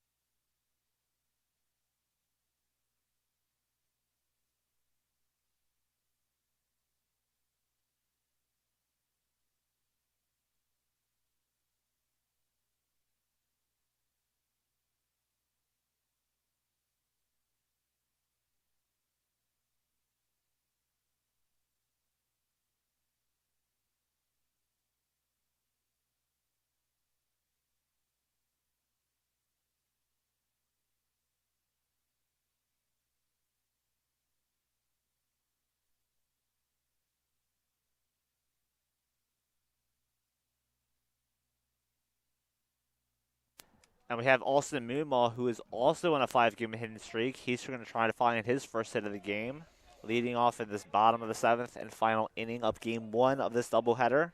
Mumah's last opportunity to make that 5-game hitting streak into a 6-game hitting streak, and Leo still doing the pitching out there for the Skipjacks.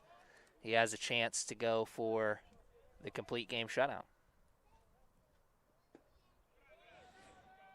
And a feat that is very difficult no matter what level of baseball that you're playing in. Absolutely. Yes, it is.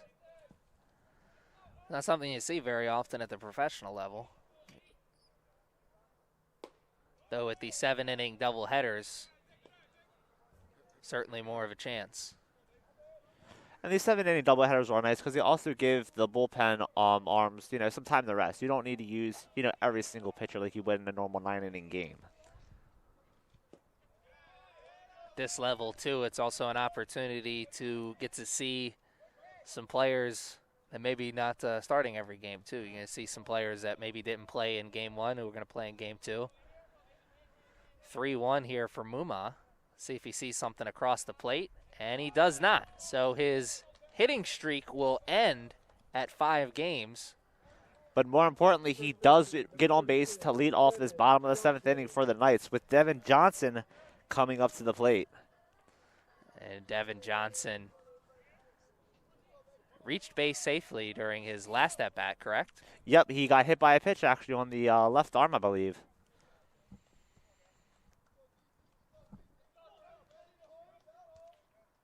Johnson, a wide stance in the batter's box. That foot slightly out, taking the open approach. And Moomaw has a good lead off first. We'll see if he's going to be going. And Johnson softly hits that one into the outfield. Over the shortstop's head, but a little bit too far out in front of left and center. Perfect example of hit them where they ain't. Oh, yeah. They all count. They are not created equal, but they all do count in the scorebook equally. And for the first time today, the Knights have a men on first and second with 0 outs. Looks like they are finally getting the Leo in this last inning here. It looked like in the 4th they were getting his timing down a little bit, but then right after I said that, he came out and shut him down in the 5th and 6th. But here in the 7th, once again, it looks like they may be, indeed, did figure out the timing. And Max Jajinko, he's there for 2-1 today. He's up now.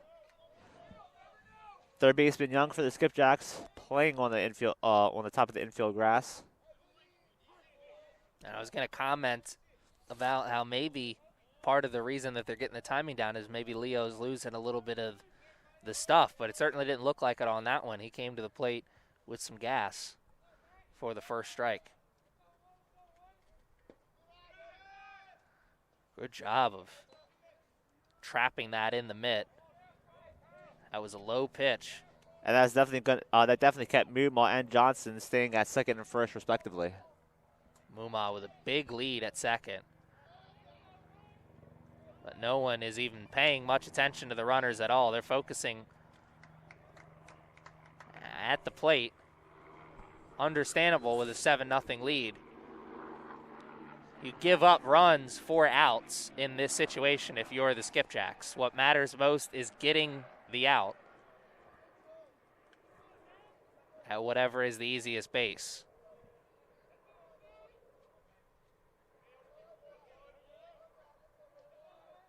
Here's the pitch. That one's going to miss high for ball 2. Count even now.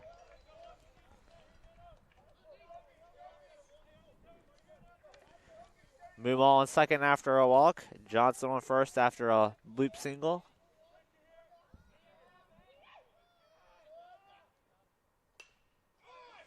A good cut will keep him alive for another pitch.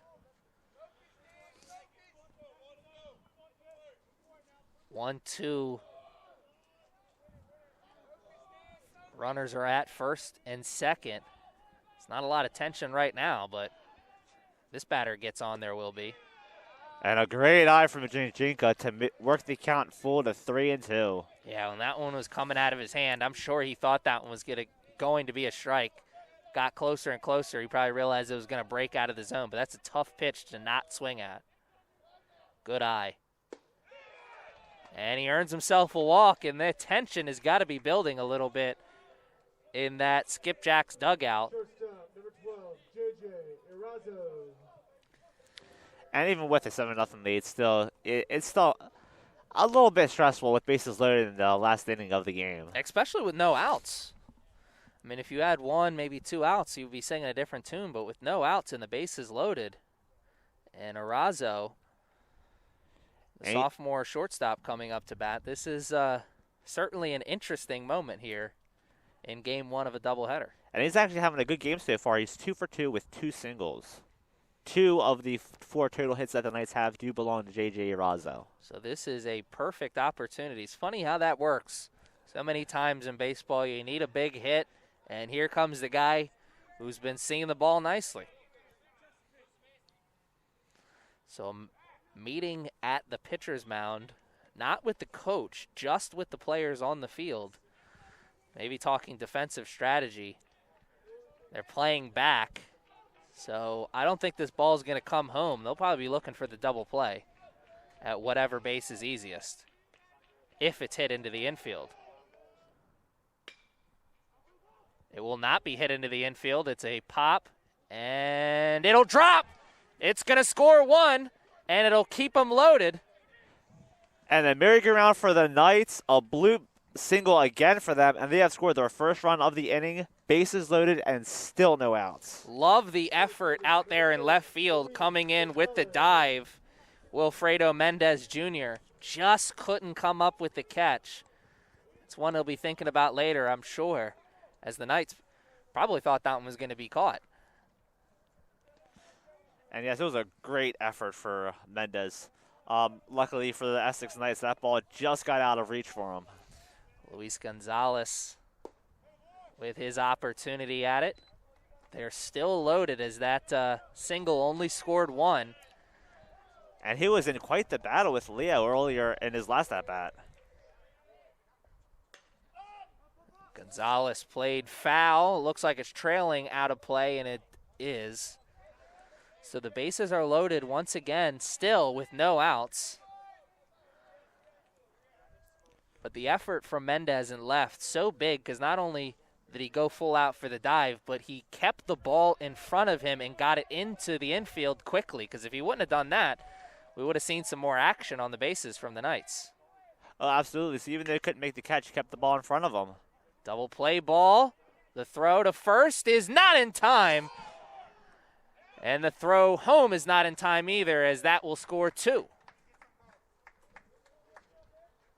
So an RBI fielder's choice leads to 2 more runs for the Knights, and they cut that lead to 7-3 now. And we get word from the scorekeeper that that is 2 RBIs issued on that. Scores the runner from third and also the runner from second. But we now just have 1 runner on. And Alvin Carella's up to the plate now. He's 0 for 1 today. Came in as a defensive substitution. Had an at-bat earlier that maybe he'd like to forget. Opportunity to make sure everyone forgets it with a big hit now in what is kind of a brand new ball game. Hit up the middle, and that'll be a base hit. Gonzalez is going to stop at second base. And first and second again for the Knights in this inning with 2 outs. And there the chance of let's go from first base. I said it right there, a chance to make sure that everyone forgot about what happened in the last at-bat. I don't even remember now. This one he got a single and kept the game alive. And we got Mitch Haywood up now.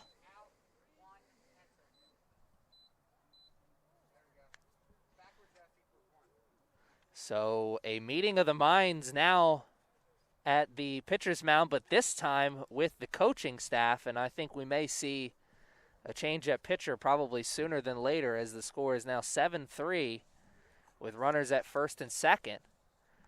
And who's coming up to bat here for the Knights?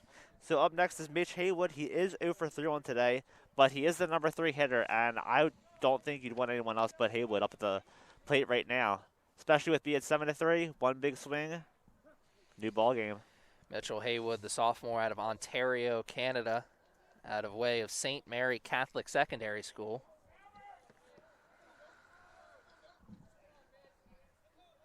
Haywood, chance to be everybody's buddy or guy here with a big hit right now. And it looks like for the first time today, the Skipjacks have someone up in the pen. And Haywood does get that hit, and they're sending the runner. Gonzalez comes, and he will score with no throw home. And Haywood keeps the train moving here, as it's now a save situation with a 7-4 score. Designated hitter, number 31, Nick Hemstreet. And it looks like a pitching change coming for the Skipjacks right now. Looks like number 18, Joe Simonetta, is going to be coming in. So with 2 outs, Knights, the Chesapeake Skipjacks up 7-4, but the Knights are threatening. We'll be back after the change.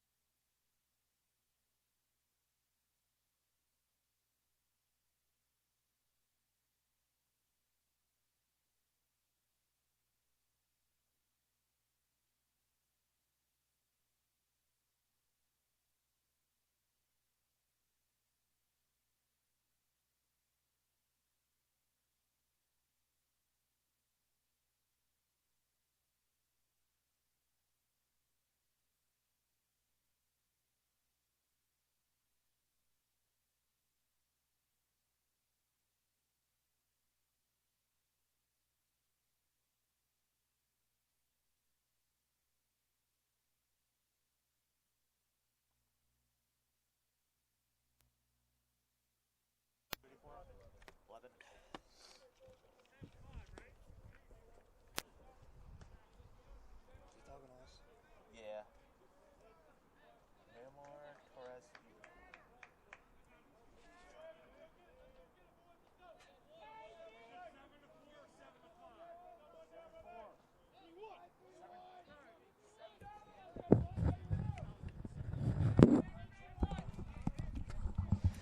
And we have Nick Hemstreet up to plate for the Knights, while pinch running for Haywood at first is Neymar Torres Guzman.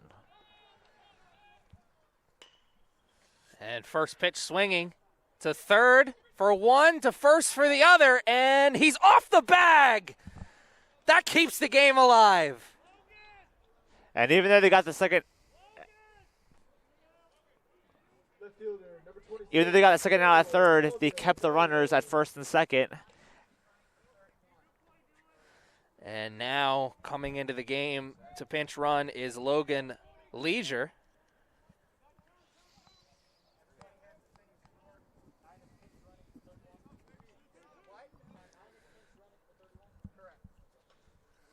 And the new pitcher, number 15, Remington Mangum for the Chesapeake Skipjacks, trying to close this one out in a save situation. We didn't start this inning as this being a save situation, but the Knights have scored 4 runs in the 7th. Made this a ball game. Maldonado up now. First pitch swinging, eats him up. Throw is still in time. And that will be the third and final out. Knights with a great comeback possibility there. They did their job. They did all that they could in that bottom half of the inning, in the final inning. And with the final score, the Chesapeake Skipjacks take game 1 7-4, and we'll be back for game 2 later today.